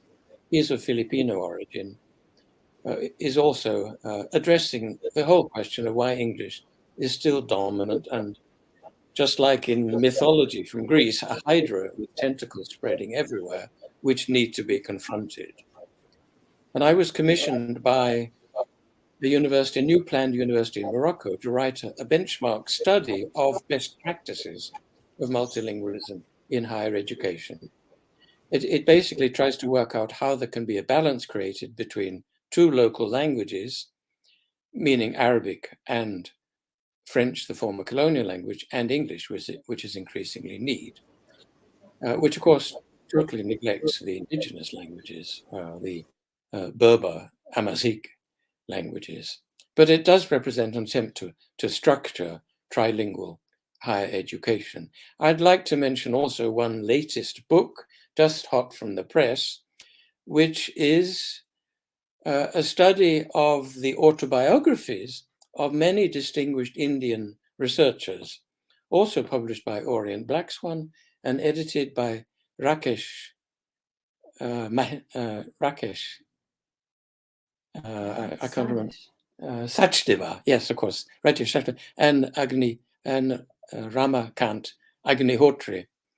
It's a wonderful book. I've read these, and it gives you an incredible amount of insight into how people who have worked with languages in India all their lives have explored all the very different routes by which they have developed multilingual competence. And the only two non-Indians, I hope we're honorary Indians in the book, are Tovas Kotnam Kangas and myself. And otherwise, there are 9 Indians who are very inspiring people there. So I can recommend that book as well. But only 2 women. There are only 2 women out of the 11 people writing the book, pointed out by my very gender-conscious wife next to me here, who will now, I'm sure, give her talk on her own computer. No, now that on this one. On this one? Yeah. It doesn't work. She's had, despite lots of very efficient technical help, you can get out of, no, I shall ask the technician to get out of my paper and get into Torva's. And I understand there won't be any answers to questions from us afterwards. Thank you for listening. Okay, so the technology did not work, and I was really trying, meaning also chatting with support. Now I'll start then. So salam, namaste. Dear colleagues, female and male, dear friends and dear prospective friends. What I'm going to talk about is mother tongue medium education for all the world's languages. Next, please. I have some... You should speak a bit louder. I have some contents bullets. That's too military, of course, the term. I'm going to have something about definitions of mother tongues and their importance. And this should obviously have been before Roberts, because it has some suggestions to what one of you talked about earlier. Then most of the world's languages are small. Next, killer languages, linguistic and cultural genocide, and finally, mother tongue-based multilingual education. And I'm going to use a lot of time on the first one. Next. I'm asking you then, where do you stand? Can you put it so that all of it can be seen? Desmond Tutu, whom you obviously know from South Africa, said, if you are neutral in situations of injustice, and Robert has talked about the injustice already quite a lot, you have chosen the side of the oppressor. If an elephant has its foot on the tail of a mouse, and you say that you are neutral, the mouse will not appreciate your neutrality. And there are many elephants in India. And I think actually that this is a little bit unjust to the elephants. The elephants, real elephants, are much nicer than the elephants that I'm going to talk about. Next, please. Definitions of mother tongue. Can you put it so that, yes, everything can be shown, even more, a little bit more, because the last bit is not shown. Now that is no good. I have to have all 4 definitions visible. Yes, I have the criteria that one can use, and then I have a shorter definition. I have longer definitions in other places. The first is origin, the language or languages learned first. And somebody there said that that should be the definition of a mother tongue. And of course, you can have 2 mother tongues according to this. You can even have 3 mother tongues. So Ajit talks about multilingualism as the mother tongue, and that's true. So if you see language instead of languages here, it should always be languages. The second criterion can be identification, one's own internal identification. The mother tongue is the language or languages that one identifies with, and external, the language or languages that others identify you as a native speaker of. The third is criterion is competence, the language or languages one knows best, and the fourth is function, the language or languages one uses most. And I'm going to talk about all of these and how just they are. Next, please. So, the mother tongue of linguistic majorities. For linguistic majorities, for instance, speakers of Norwegian in Norway, all the definitions usually converge. They have learned Norwegian first, they identify with Norwegian, are identified by others as native speakers of Norwegian, they know Norwegian best, and now the last, yes, and they use Norwegian most. Next, please. I used the short abbreviation ITMs, and you need to remember what that stands for. It is indigenous, tribal peoples, minorities, and minoritized people. If ITMs live and work where the majority language dominates, the majority language mostly becomes the most used language in most formal domains, and often also informally.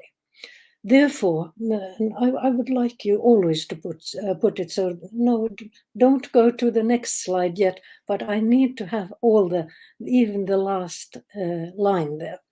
So therefore, it is unjust, it is not fair to use a mother tongue definition by function for ITMs. They have not chosen freely to use the majority language most. Next. And that means that the red in function there means that is not a good definition for ITMs. Next, please. If ITM, please let the last line be there too. If ITM children get their education in submersion programs through the medium of the majority language, the majority language often becomes the language they know best in most more formal domains. Therefore, it is unjust, meaning not fair, to use a mother tongue definition by competence either. Next, please. And as you can see, I have put the last two, competence and function, as red. They are not just, they are unfair. Next, please.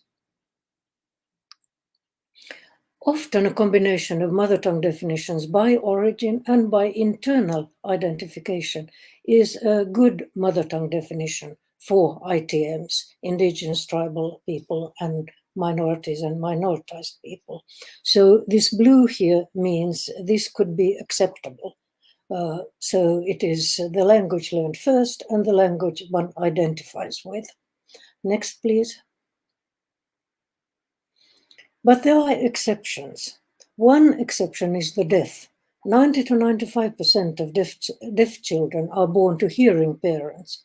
If the children get a good education, they learn sign language early on and get most of their education through a sign language. This is still very unusual in the world. It doesn't happen, for instance, in India. Children and parents in that case do not have the same mother tongue. Next, please. For most deaf children, the most fair mother tongue definition is the language that they identify with, often, at least later on, also in combination with an external identification, the language that they are being identified as native speakers by others, meaning they are being identified as signers. For deaf children, a sign language is the only language that they can express themselves fully in. They cannot do this in any spoken language except in writing. And there are very few exceptions, but I know some of them. Therefore, we can for them also add a modified definition by competence. The mother tongue is the language that they identify with and that they can express themselves fully in. Next, please. So here we have the mother tongue definition for deaf people, those who are happy. The language one identifies with and is identified with as a native speaker by others, and the language one can express oneself best in, but not the language of origin or the language of function for at least 95% of the deaf children in the world. Next, please. The other important exception is forcibly assimilated indigenous, tribal, minority, or minoritized. I have a spelling mistake. Minoritized children. Next, please. If the forcible assimilation has happened already for the parent or grandparent generation, it is not fair to use, it is not just to use a mother tongue definition by origin either, because the parents have not spoken or have not been able or allowed to speak the mother tongue. For instance, Sami or Malisit or Kui to the children. Next, please. In this case, mother tongue definition by internal identification can be the only possible fair definition. Next, please. And here you can see that all the red ones are out. So it is only the internal identification that is a fair and just definition of the mother tongue, the language one identifies with. And here, of course, the shame that many children and parents have is something that can prevent this. But those who know enough, for them, the mother tongue is the language that they identify with. Next, please. So, only the blue is okay. Next, please. My claim is then, it is possible to identify with a language that one does not know if the parents or grandparents already have been assimilated. It is possible to have a mother tongue that one does not have any or so-called full competence in. Next, please.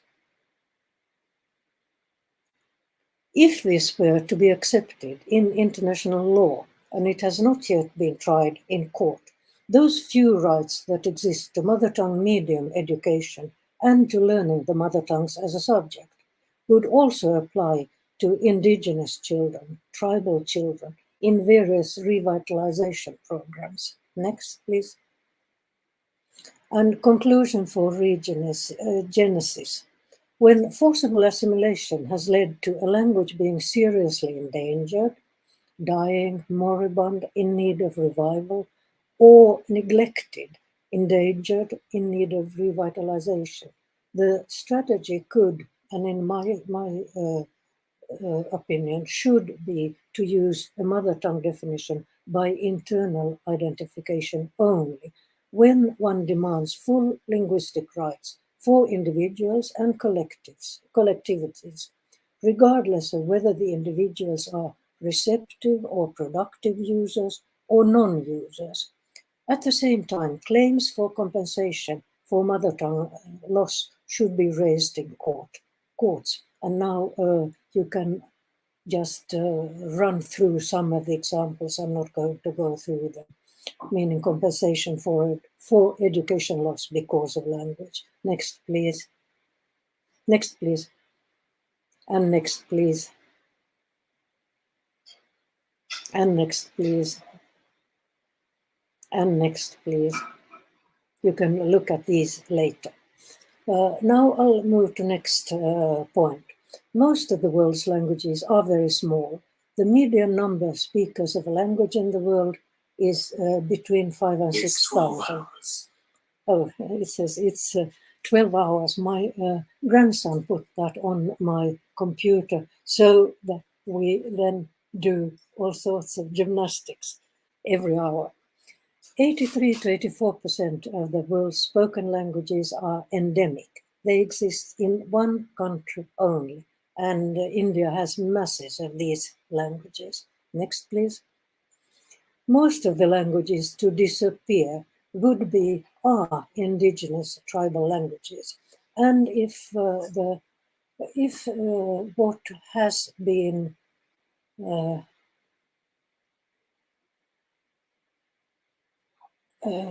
suspected to happen is most of the world's indigenous tribal languages would disappear before the year 2100.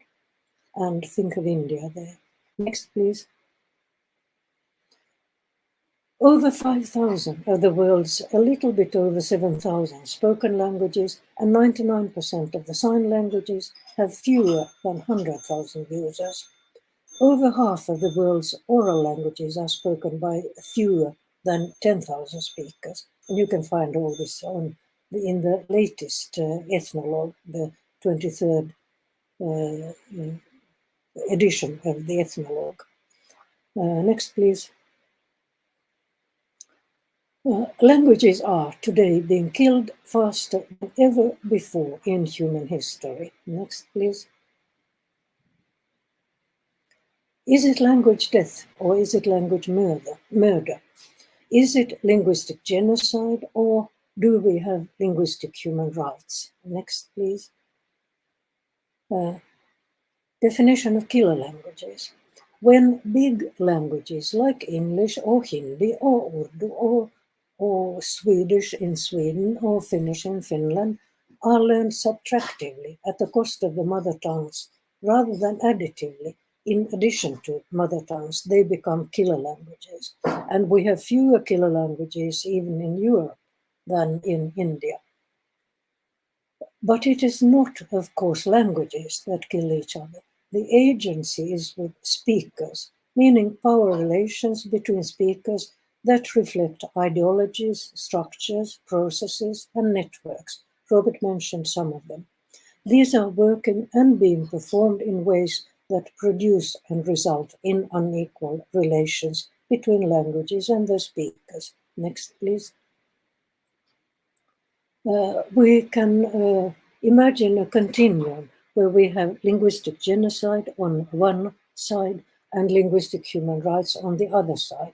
And after today, I would like you all to think of where you are on this continuum. Next, please.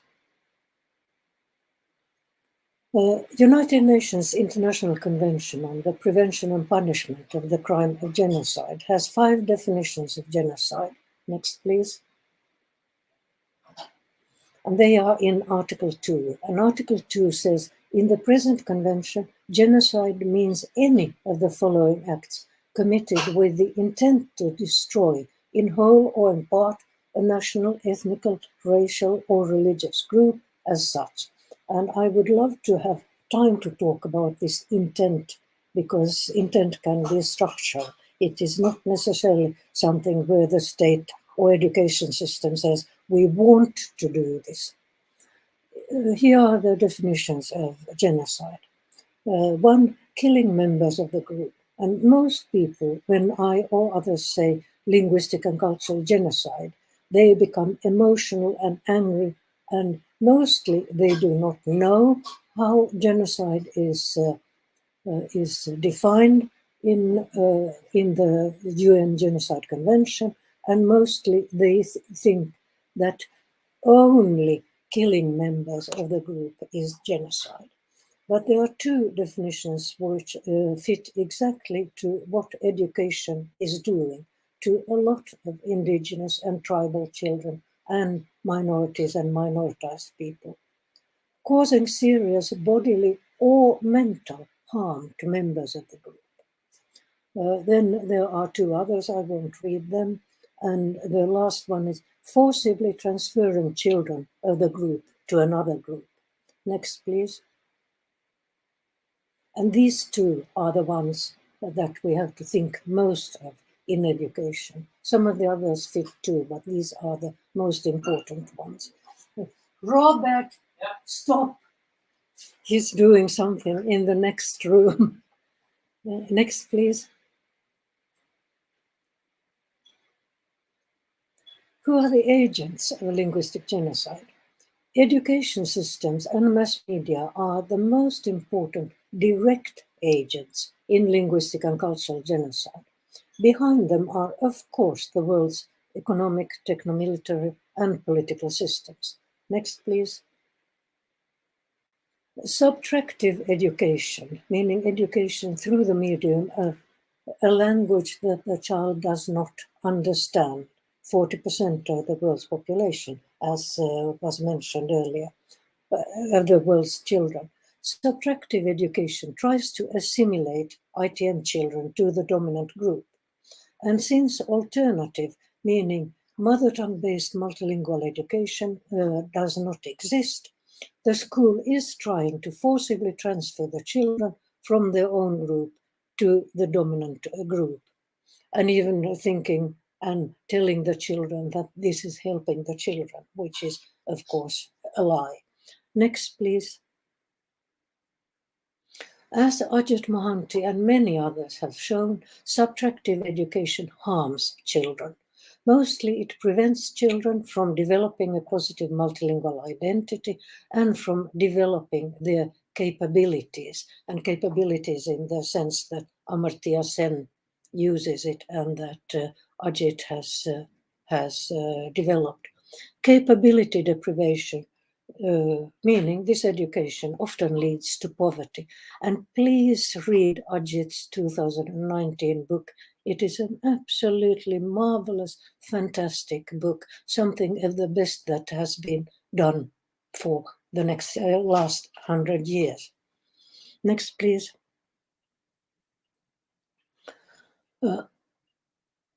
Now, many people say that we don't know exactly what we should do. The claim is we already know more than enough about how to support children in becoming high-level bilingual, multilingual. And we have known that already from the middle of 1700s. Next, please. The problem is not lack of knowledge, but the fact that the knowledge is not being used. And India is a good example, as you know.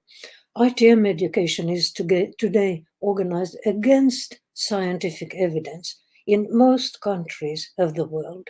There are some exceptions where it is okay, almost okay, but India is certainly not one of them. Next, please.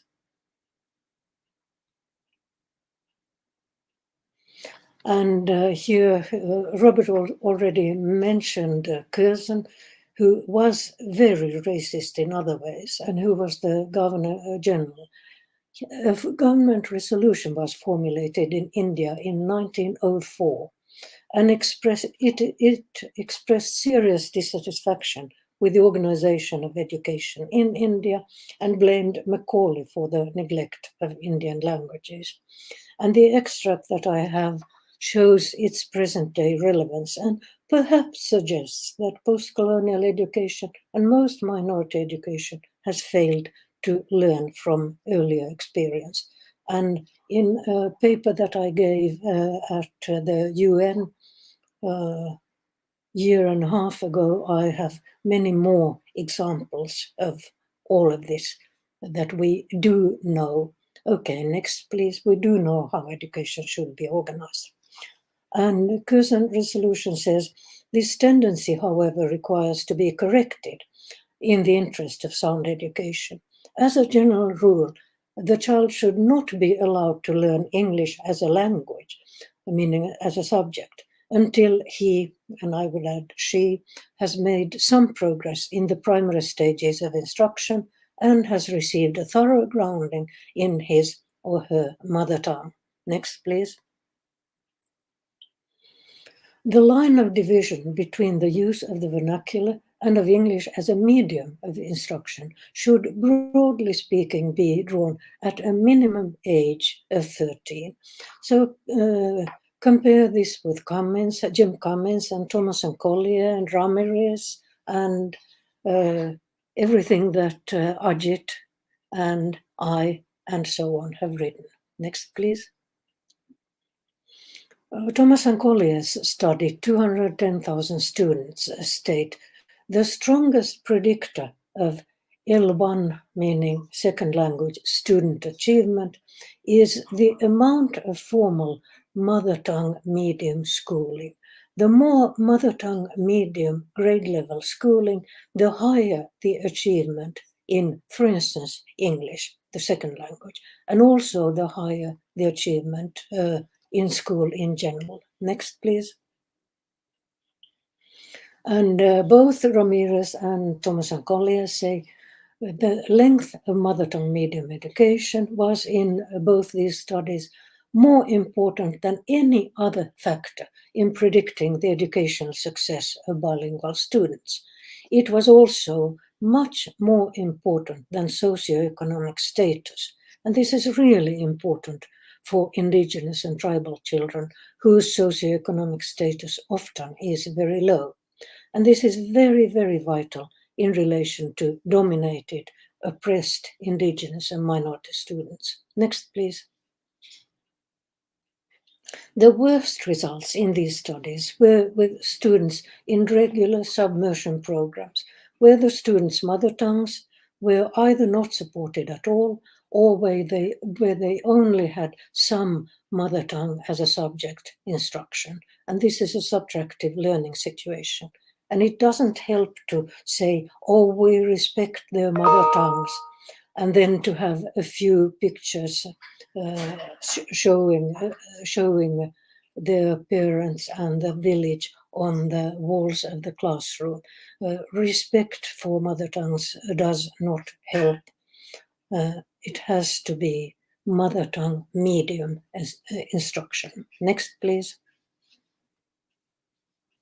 All these studies show both the positive results of additive mother tongue medium maintenance education, meaning mother tongue based multilingual education, and the mostly negative results of subtractive dominant language medium education.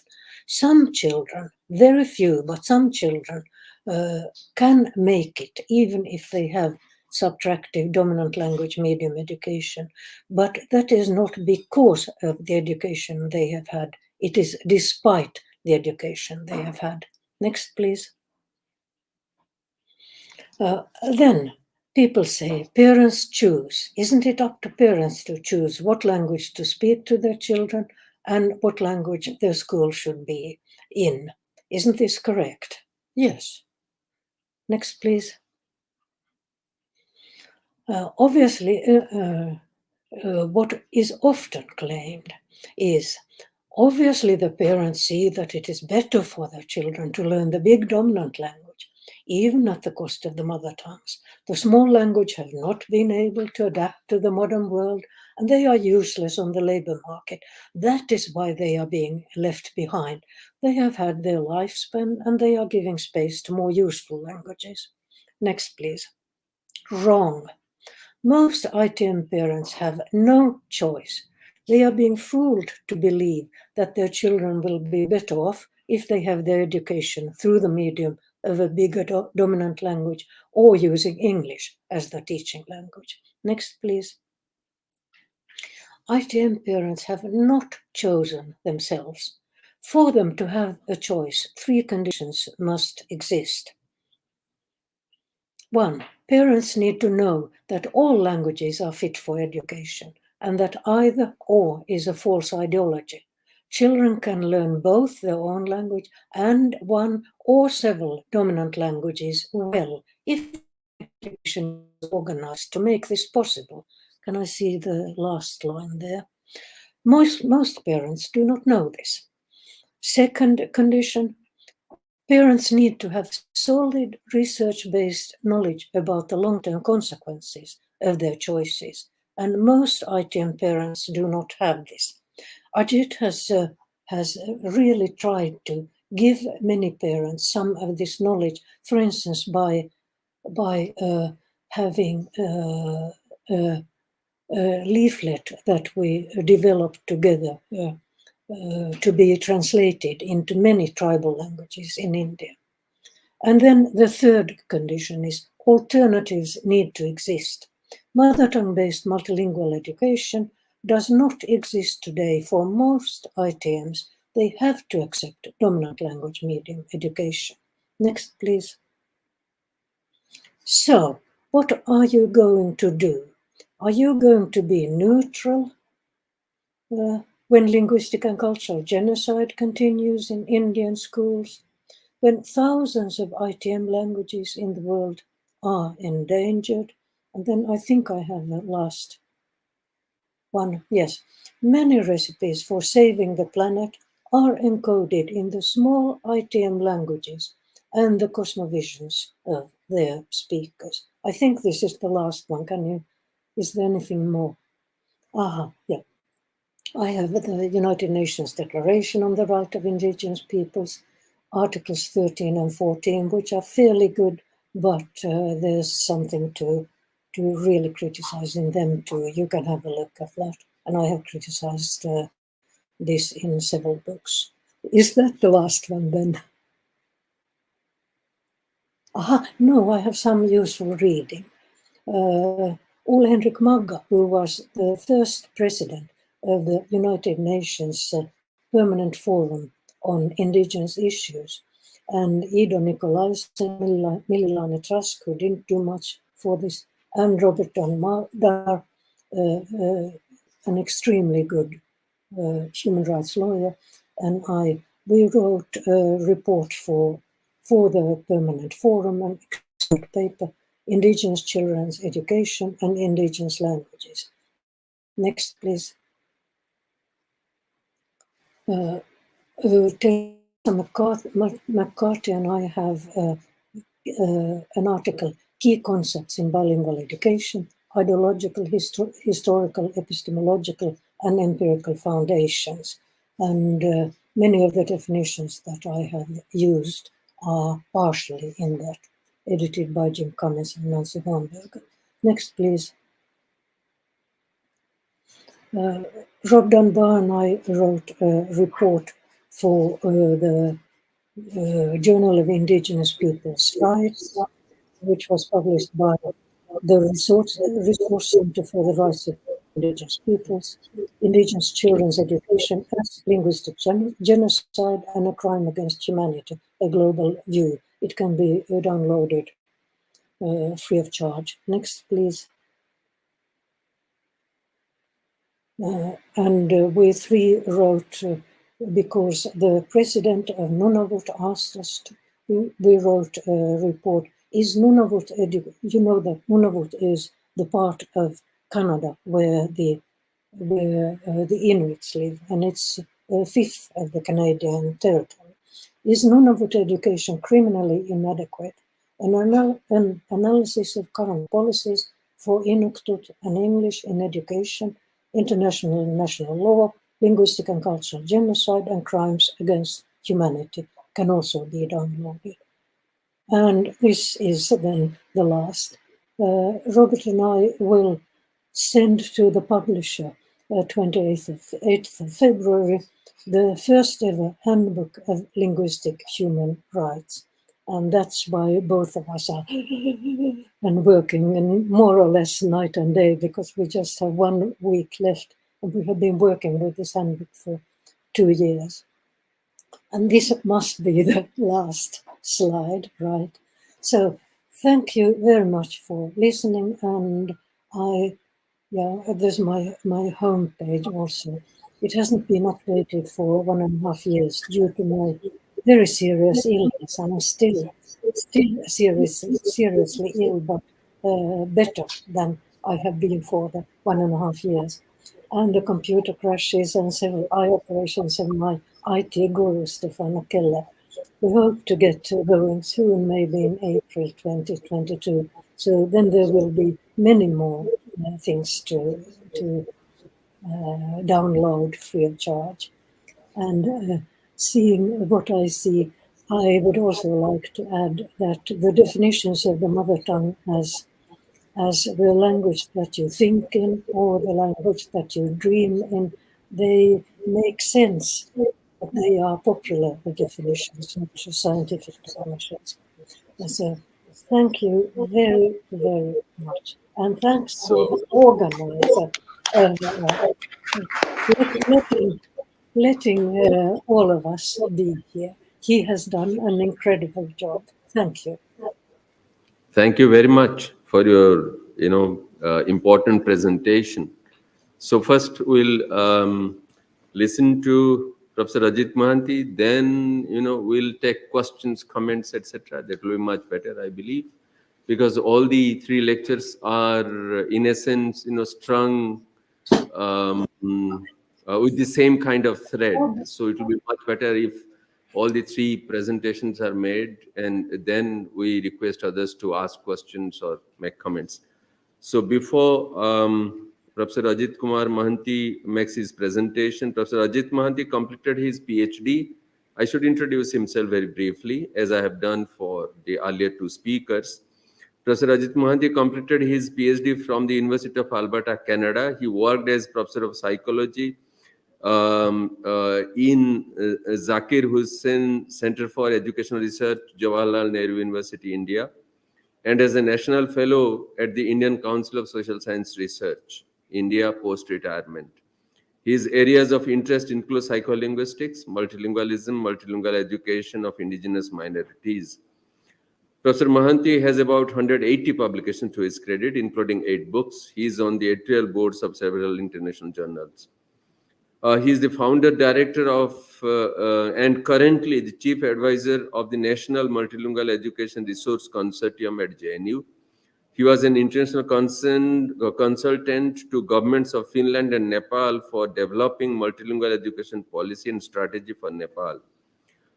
He drafted the 2014 policy for mother tongue-based multilingual education for tribal children in Odisha. He has been fellow of the National Academy of Psychology, India, fellow of the Association of Psychological Science, USA, Fulbright visiting professor, University of Western Ontario, Fulbright senior scholar at University of Wisconsin, and Killam scholar, University of Alberta. He is also a columnist and short story writer in Odia. So over to you, Ajit Babu, for your presentation. Sir, you need to unmute yourself, sir. Professor Mohanty, you need to unmute yourself. So you'll have to unmute yourself.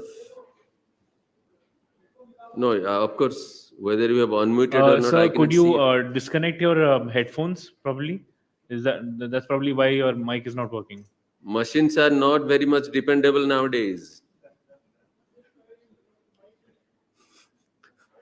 Because your headphones might not be having a microphone input. No, sir, you're not audible. I can just make out from your lips. Could you, sir, could you... Okay, is it audible now? Able to hear you, yeah. Yes, We yes, were it's able- better. able to Look, hear you now. machines also cheat. Remember that. Okay, now I go to share screen and slides, or what do I do? What? No. You click on share. You click on share screen, and then click on the screen that is showing, like a preview, small preview screen in the dialog box that you'll be seeing over there. Okay, And I then will that open share my, option to my PowerPoint.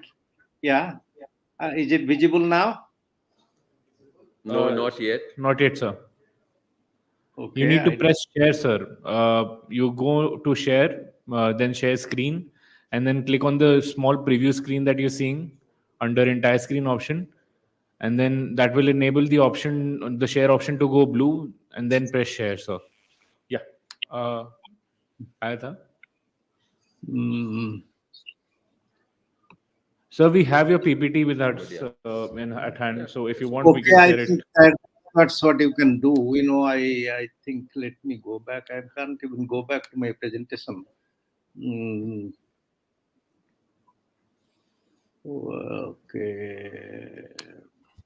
Okay. Now, yeah, okay, you can project my. We'll do it like we did for Professor Tovey and Robert, sir.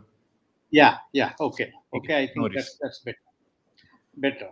I think I should thank the Honorable Chancellor, Maulana Azad National Urdu University, Professor Hasnain, Professor Panchanan Mohanty, who is presiding over the session, all the dignitaries, the Vice Chancellor of MANUU, and the friends.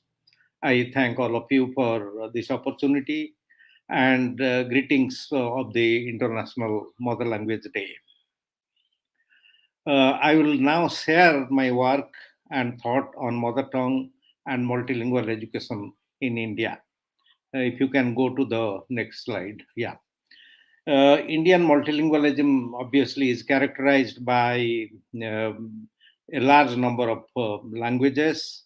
The People's Linguistic Survey of India by Professor Ganesh Devi identified about 780 languages, and many different languages used in the public spheres of use. However, with unequal power relations among languages, which I have characterized as a hierarchical structure of double divide. Next slide, please. Next. The double divide with one power cleavage between the dominant language, particularly English in India, and the major regional languages, including Hindi. And the second power gap between these major regional languages and the minority languages, the indigenous tribal minority languages and other minority languages. The double divide, as I have analyzed, has implications for language in education policy and practice in any multilingual society, and it also has implications about how language and education, language in education, is organized in a society. Next slide, please. As Tove actually has already told us, mother tongue for minorities is to be based on origin and internal identification criteria.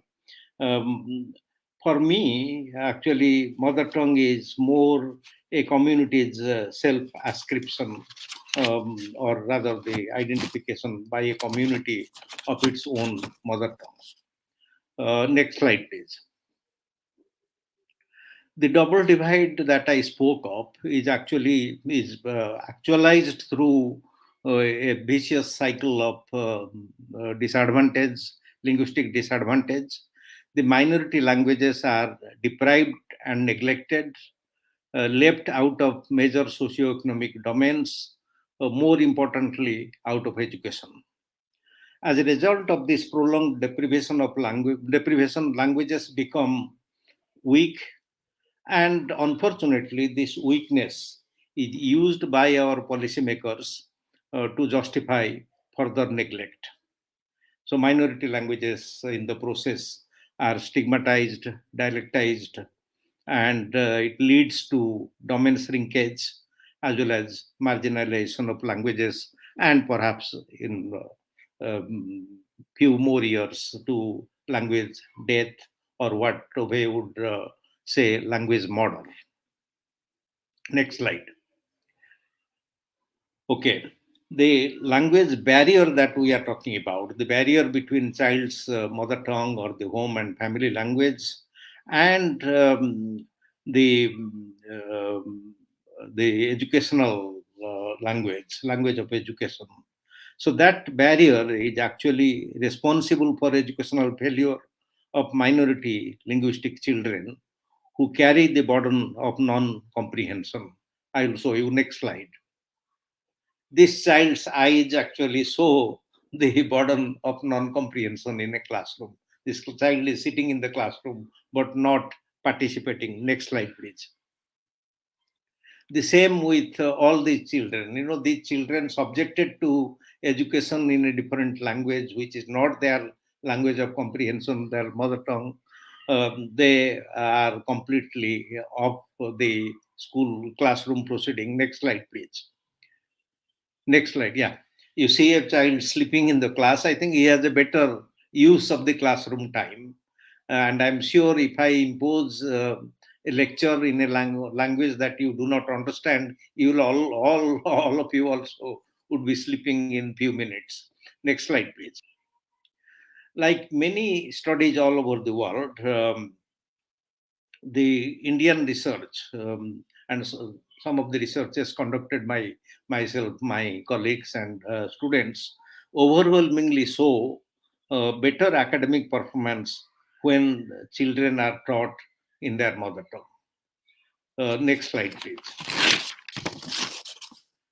Okay, parents, you know, when you talk about mother tongue medium schools and more popular English medium schools in India, parents often think that since the child already has some fluency in the mother tongue, by the time the child is ready to go to school, why again continue with the mother tongue medium schools?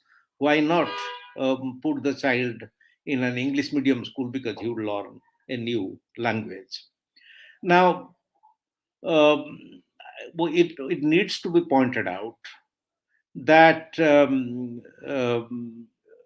conversational fluency, you know, that child demonstrates in the mother tongue is a necessary condition, but it's not sufficient for academic success. By the time children are ready for formal schooling, they do have social communication skills, which Jim Cummins has described as basic interpersonal communication skill. Such social communication is context embedded. It's a kind of a here and now situation where the mother or the parents or the family members speak to the child about the immediate context. They point to an object, let's say, get that water from the bottle, and they point to the bottle there with some water, and the child complies. So the conversation in a family kind of a situation or home kind of a situation where mother tongue's competence or conversational fluency in mother tongue actually develops is not cognitively very demanding. It's more context embedded. It's more here and now and cognitively simpler.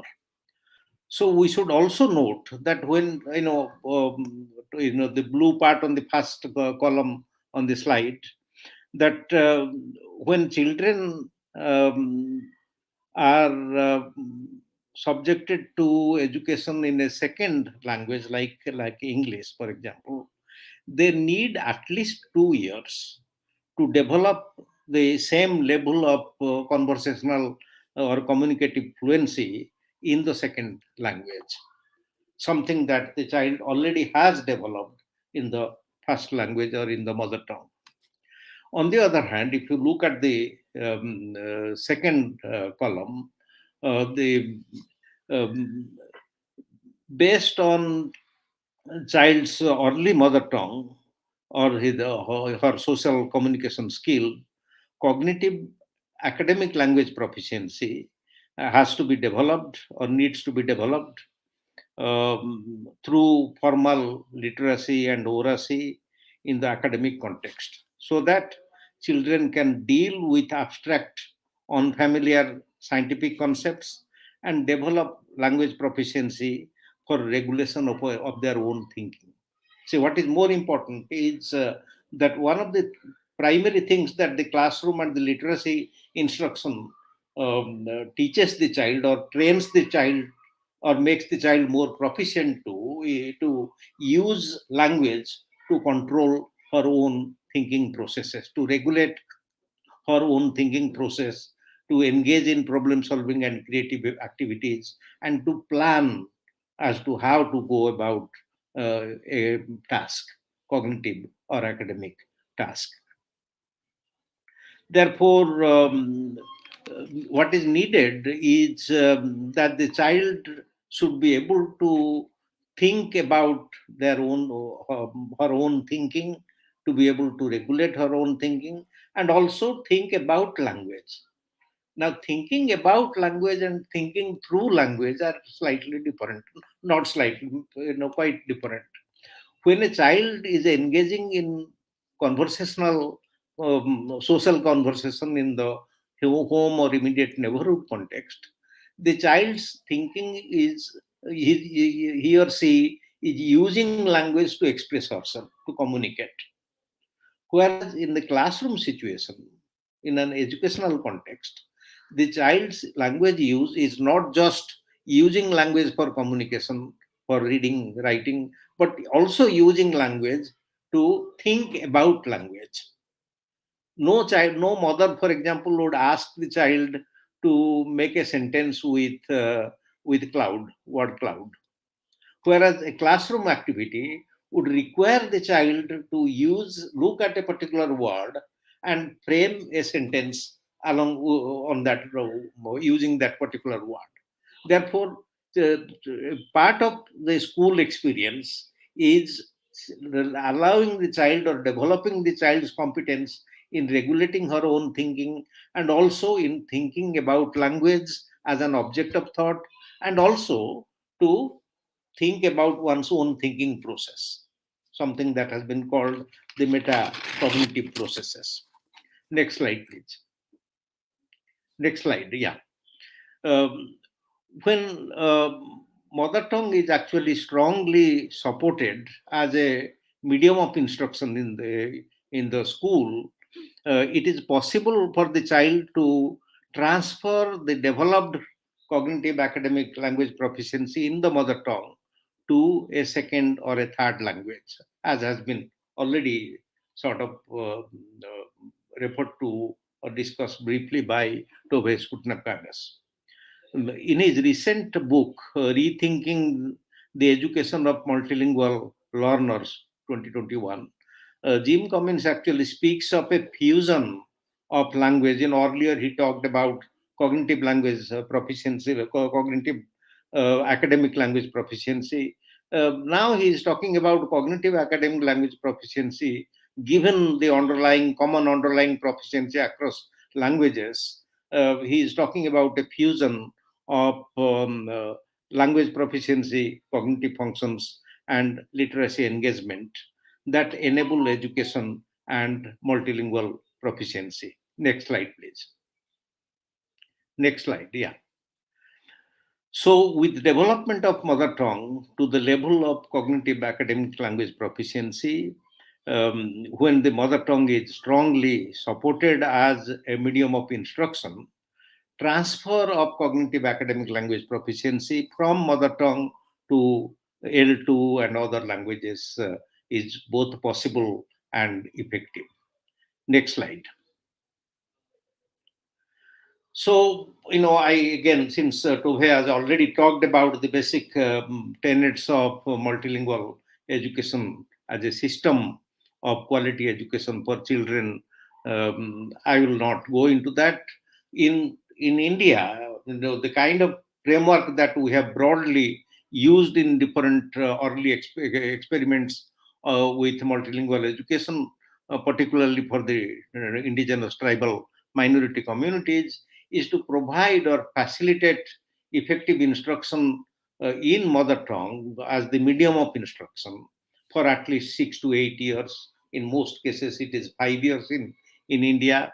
And then you have both mother tongue and L2, second language, such as the dominant regional language or the state language, and the third language like English, come in as language subjects in the initial years, primary grades of the child, as mother tongue continues as a medium of instruction, except in the language subjects.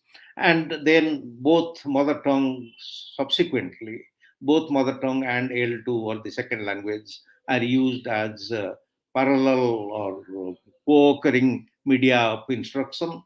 And somewhere along the line, the third language, such as English, is introduced. And this leads to a high multilingual proficiency, provided that the child has developed the quality of mother tongue education has been effective or have been good to develop cognitive academic language proficiency in mother tongue, and it has capitalized on cross-lingual commonalities across L1, L2 at least, and maybe L3, and it has developed child's meta-linguistic and metacognitive thinking, and that kind of thing happens, then there will be positive transfer from one language to the other. So the major point that one is making, and I think Tobe was also referring to this, is that you do not lose instructional time by, it may appear to be moving away from teaching English, for example. No, mother tongue development and the investment in teaching in the mother tongue in early years pays off, because it is related to, because of the positive transfer, it is related to higher level of proficiency in second and third languages. In fact, the research all over the world, including the entire national study in Ethiopia by Kathleen Hugh and her colleagues, shows that children who are taught in the medium of their mother tongue for a longer period, their competence in English, their academic achievement in English is higher compared to children who have made an early switch from the mother tongue to English in, let's say, early years of primary education. So the point that I'm trying to make is that two major findings in the international research and also in Indian studies, that the level of proficiency that the child develops in the mother tongue is directly related to level of proficiency that the child also displays in terms of academic achievement in a second and third language such as English. And also the other thing is, the longer mother tongue continues as a language, as a medium of instruction, as well as a language subject for the child, the better it is for the child to acquire proficiency in other languages, including English. Therefore, multilingualism is facilitated, development of multilingual competence is facilitated by a prolonged use of mother tongue. And that is why the new education policy talks about keeping mother tongue as a medium of instruction at least for 5 years, and preferably for 8 years and beyond. So that actually is a situation where you foster development of competence in English as well as in other languages. Next slide, please. Well, there are a lot of recent initiatives in India. 2003 and 4 in Andhra Pradesh was the undivided Andhra Pradesh was the first state to start mother tongue based multilingual education in 8 tribal languages in 1,000 schools. The first batch going to school, joining class 1 in 2004. It was subsequently extended to 2,100 133 schools, but for more political reasons than anything else, quietly the Andhra Pradesh government, the present Andhra Pradesh government, has withdrawn the MLE program, the multilingual education program, and switched over to English and other medium instruction. In 2006 and 7, Odisha started in 10 tribal languages, the multilingual education program in 195 schools, first batch going to school in 2007. By 2013, Odisha had the program in 544 schools with 33,555 children in the program. But now, within we developed the policy for Odisha in 2014, and subsequent to the policy of Odisha happens to be the only province, only state in India which has a mother tongue based multilingual education policy for the indigenous tribal children. So after the policy, the program is now extended to 21 languages in the state, indigenous languages, and it is now operative right now in 1,485 schools. Along with that, we started, as I will show you, along with the Odisha MLE program, we started, myself and my colleague Professor Minati Panda from JNU, we started a major project funded by Bernard Vanlier Foundation for taking up some of the identified MLE schools of the government of Odisha.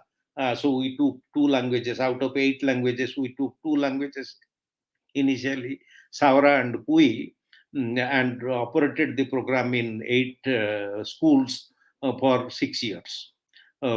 So that was the MLE Plus project, Multilingual Education for Plus project.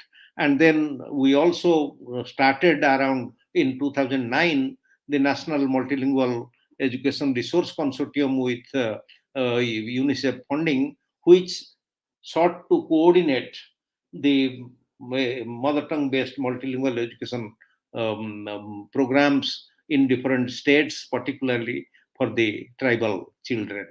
And by now, I think several other states, Chhattisgarh with ICSSR bank funding has started a major program in mother tongue based multilingual education. There are similar programs, not exactly the same kind of model, but similar programs in Jharkhand, Assam, and many other states. Next slide, please.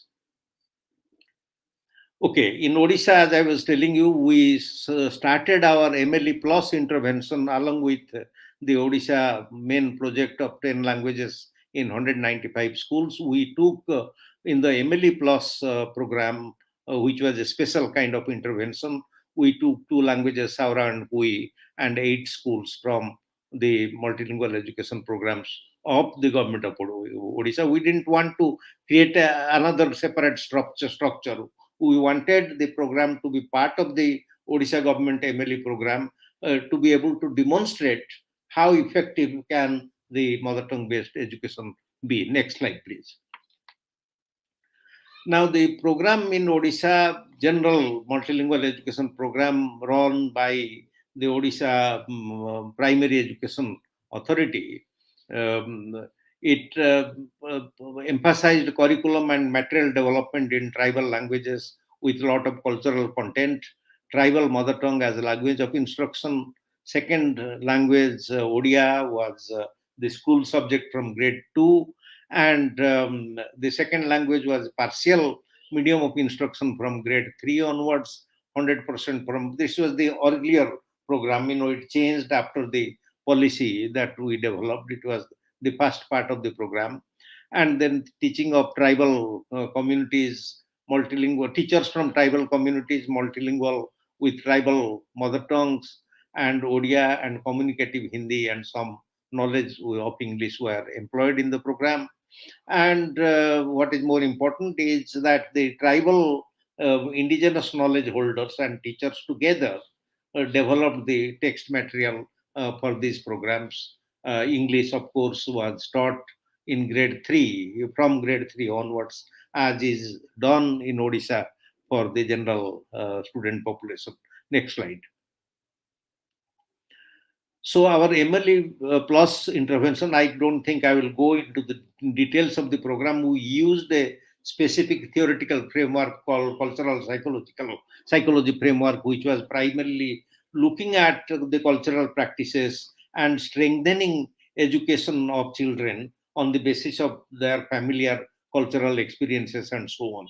Next slide. We started with some ethnographic survey or documenting cultural practices, and we developed innovative classroom activities based on children's everyday cultural practices. We focused on reading, math, and EVS development, creating activity corners in the classroom. We started, and this is one thing that I need to speak to you about at length, what is called a synergistic reading program. For us, there is two things. One is literacy engagement or literacy development is not just to be construed as a classroom activity. We sort of assumed a continuity between oracy and literacy practices, and we made it a point that the literacy engagement of children goes into the community. Therefore, we organized a lot of storytelling, lot of sharing of written text. For example, newspaper reading by children and sharing the newspaper information with the community, people who cannot read and write, and community, along with children, engaged in discussion of its own local history and so on. And therefore, we developed several books with community authorship, and then we tracked children's achievement. Next slide, please. Next slide. Yeah. Okay. So what was? Yeah. Okay. Whatever you. So what happened as a result? Since we are using children's mother tongue, the children started participating because this is more participative. And one of the things we did in MLE Plus experiment is to reduce that hierarchy between a teacher and the children, so that the teacher sat along with the children, worked with them, and therefore it encouraged a lot of active participation by the children. Next slide. Again, you can see the child, the classroom, and see some of the materials, reading textual material that we had in the class, and how children are engaged. I showed you earlier how children were disengaged in the school situation because the school imposed a language which they didn't understand. In this case, children do participate because they understand what is going on. Next slide, please. You can see the brightness in the child's face, and that they are actively enjoying the classroom proceeding. Next slide, please. Next.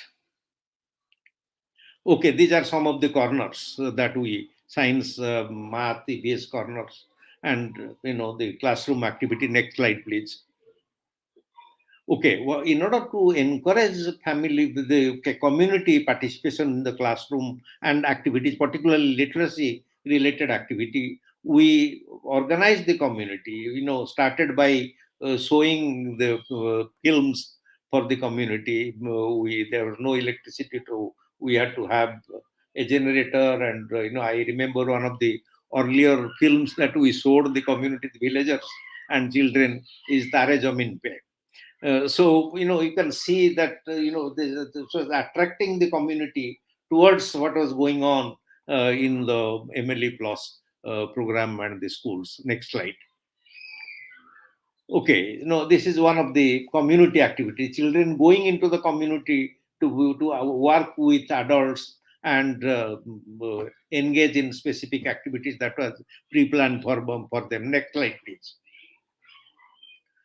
This was again a community meeting in which a lot of activities, what would children do or what would the adults do in their common interaction, storytelling activities, discussion of the history of the community, discussion of the contemporary problems of the community, discussion of the newspaper events. These are all these took place through the community processes. So some of our teachers and the community and children, they participated in meetings to plan activities, including village, the school annual sports and all that. Next slide, please.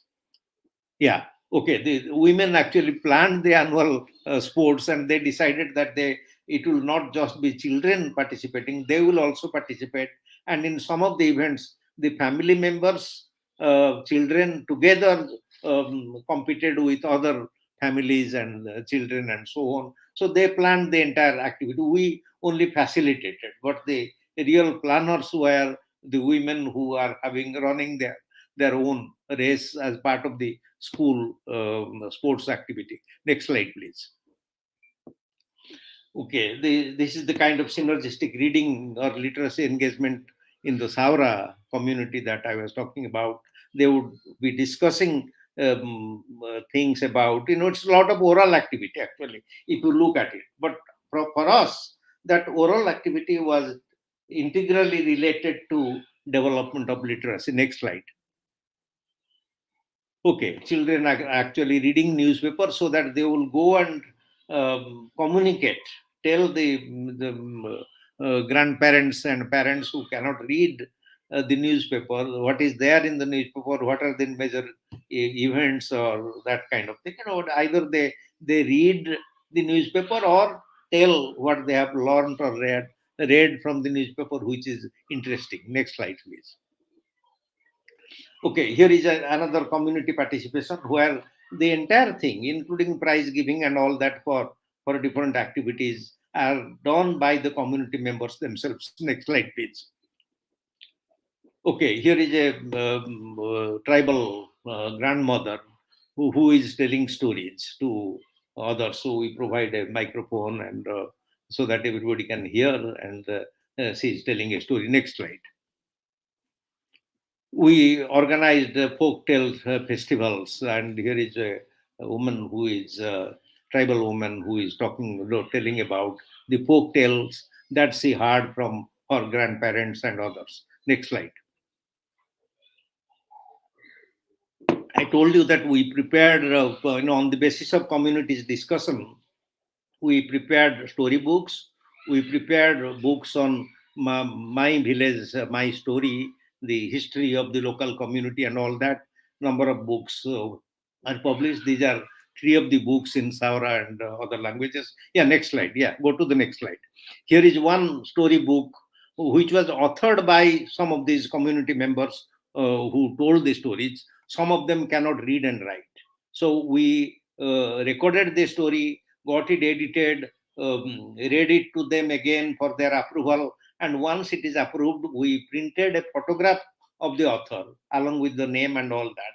So that this lady, Romeli Maji, is actually looking at her own story with her picture in the author line. She cannot read. So she told us that, well, my daughter can read. So when she comes home, I'm going to read this, going to ask her to read this again for me. So it is her story. She's looking at it. Okay, next slide, please. The MLE Plus program, I think I don't have much time. I will quickly, because I have a meeting, actually another meeting at 5:30, but anyway. So the evaluation of MLE Plus intervention actually shows better classroom achievement compared to non-mother tongue medium and simple multilingual education programs. There was better mother tongue competence. The best developed was in MLE Plus program, followed by MLE and non-MLE program. These are a lot of longitudinal studies here. I'm not discussing the details.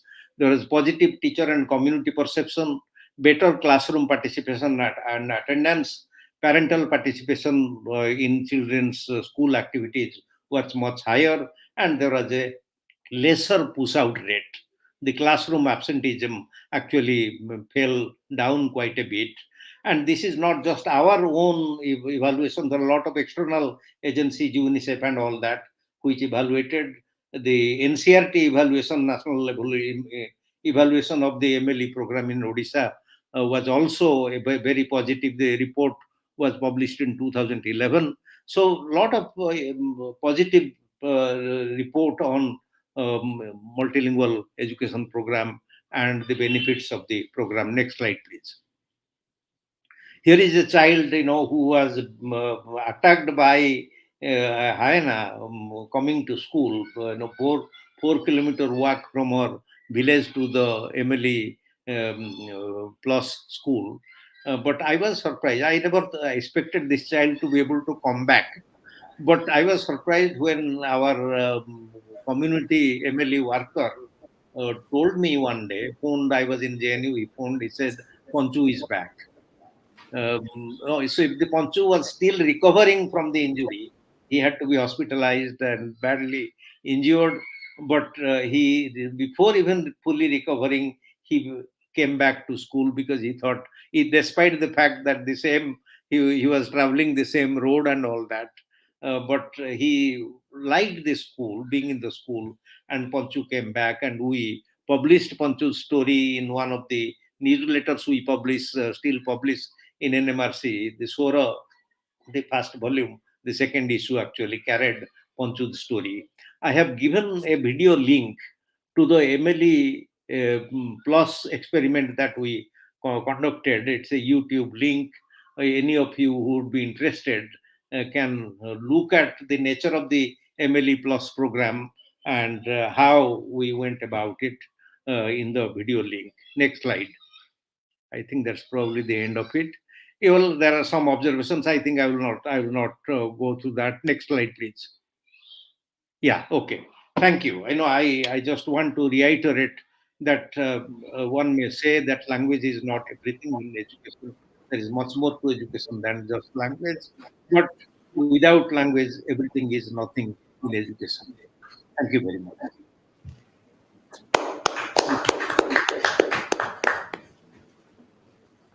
Thank you for your presentation. There are a couple of questions. If you have time, I'll read out the questions. Only one or two. Yeah, I think what I will do is I will be just No, any yeah, question. one is a perennial question. Okay. Most of us send our children to English medium schools. Actually, this is what is happening. And one asks, how many of us are sending our children to Hindi, Urdu, or regional language medium schools? Yeah. Okay, I think Tobhe gave part of the answer. She said that, if the parents are making a choice, it has to be informed choice.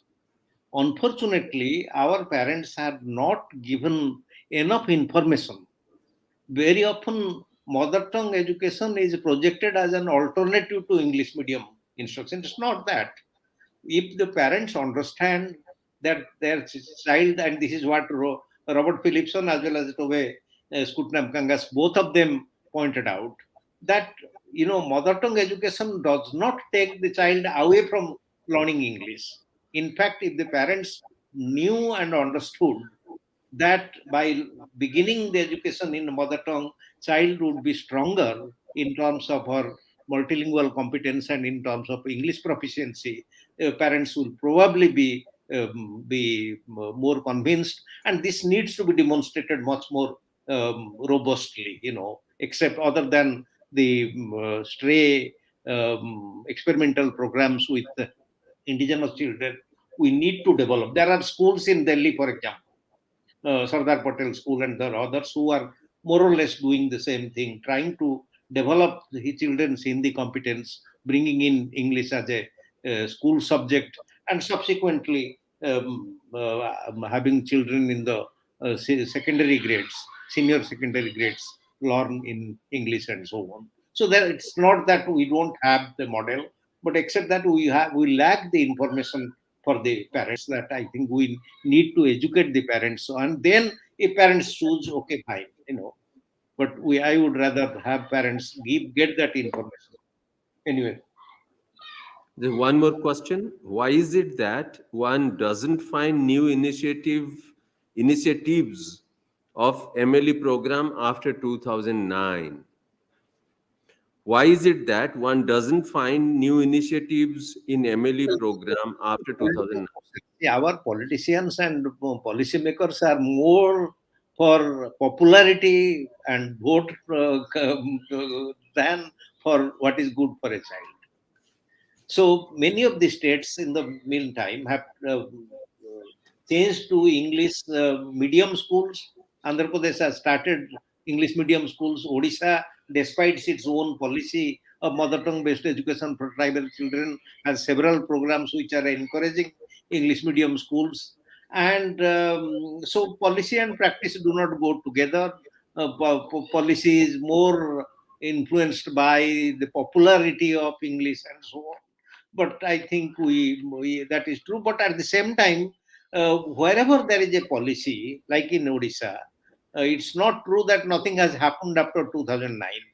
As I told you, that the program in Odisha in mother tongue based multilingual education has been extended to 21 languages. It is operating in nearly 1,500 schools already.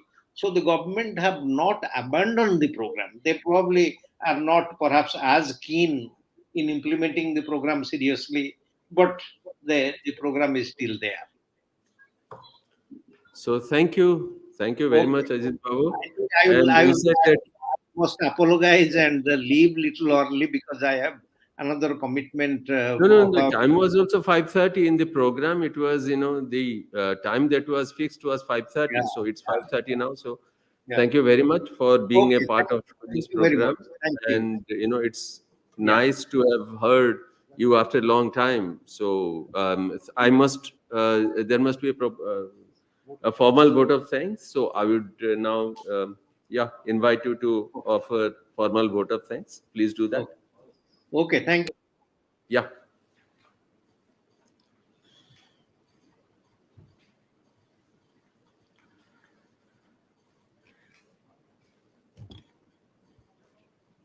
Very good afternoon and Assalamu alaikum.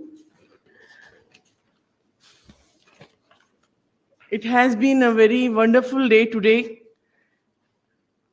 Since morning we are engaged and in welcoming our newly appointed Chancellor Sir and then celebrating Mother Language Day. On this occasion of the International Mother Language Day, the Matrabhasha Divas, I feel honored to propose a vote of thanks to our distinguished guests and august audience on behalf of Maulana Azad National Urdu University, especially the School of Languages, Linguistics and Ethnology as Dean of it. At this concluding point of the international webinar, we would like to pay heartily gratitude to our respected guest speakers, Professor Tov Skirtneb Kanges from Finland and Sweden, Professor Robert Philipson from UK and Denmark, Professor Ajit Mohante from GLAU University, Mathura, for sharing their valuable and enriching ideas on various angles of importance of mother language and the multilingual importance of its today's world. Thank you very much, sir. My special thanks to the respected chair, Professor Panchanan Mohante from GLA University, Mathura, for chairing this technical session. And currently he is associated with the Department of English and he's heading the Institute of Applied Sciences and Humanities in GLA University, Mathura. Earlier, he has served as a professor in Hyderabad University, serving the Center of Applied Linguistics and Translation Studies here. He has written and edited 28 books in English and Oriya, besides translating 4 in Oriya. So his area is the serving the endangered languages, and as a president of Linguistic Society of India, he has taken the projects for endangered language and under the scheme of protection of and preservation of indigenous languages of Central Institute of Indian Languages, CILL, Mysore, sponsored by Ministry of Human Resource Development. So it was so opt selection to chair this multilingual and discussion. So thank you, sir, for being Thank our. you. Yes. Thank you. And I'm very much grateful to the convener, sir, for Professor Syed Imtiaz Hasnain from the Department of Linguistics, AMU, Aligarh, and presently Adjunct Professor of Linguistics at MANUU in the School of Languages, Linguistics, and Indology. Thank you very much, sir, for your coordination and cooperation in holding this webinar. Above all, I would take this opportunity to thank our Honorable Chancellor, Sir, Shri Mumtaz Ali, for his august presence in this webinar and presiding over the inaugural session. My heartiest and sincere thanks to our respected Vice Chancellor, Sir, Professor Syed Anul Hassan, for his encouragement, guidance in making this event a grand success. At this point of time, I would like to thank Pro VC and Professor Syed Rahmatullah Sahab, and special thanks to our newly appointed Registrar MANUU, Professor Ishtiaq Ahmed Sahab. Heartiest welcome, sir. On the occasion of International Mother Language Day, I would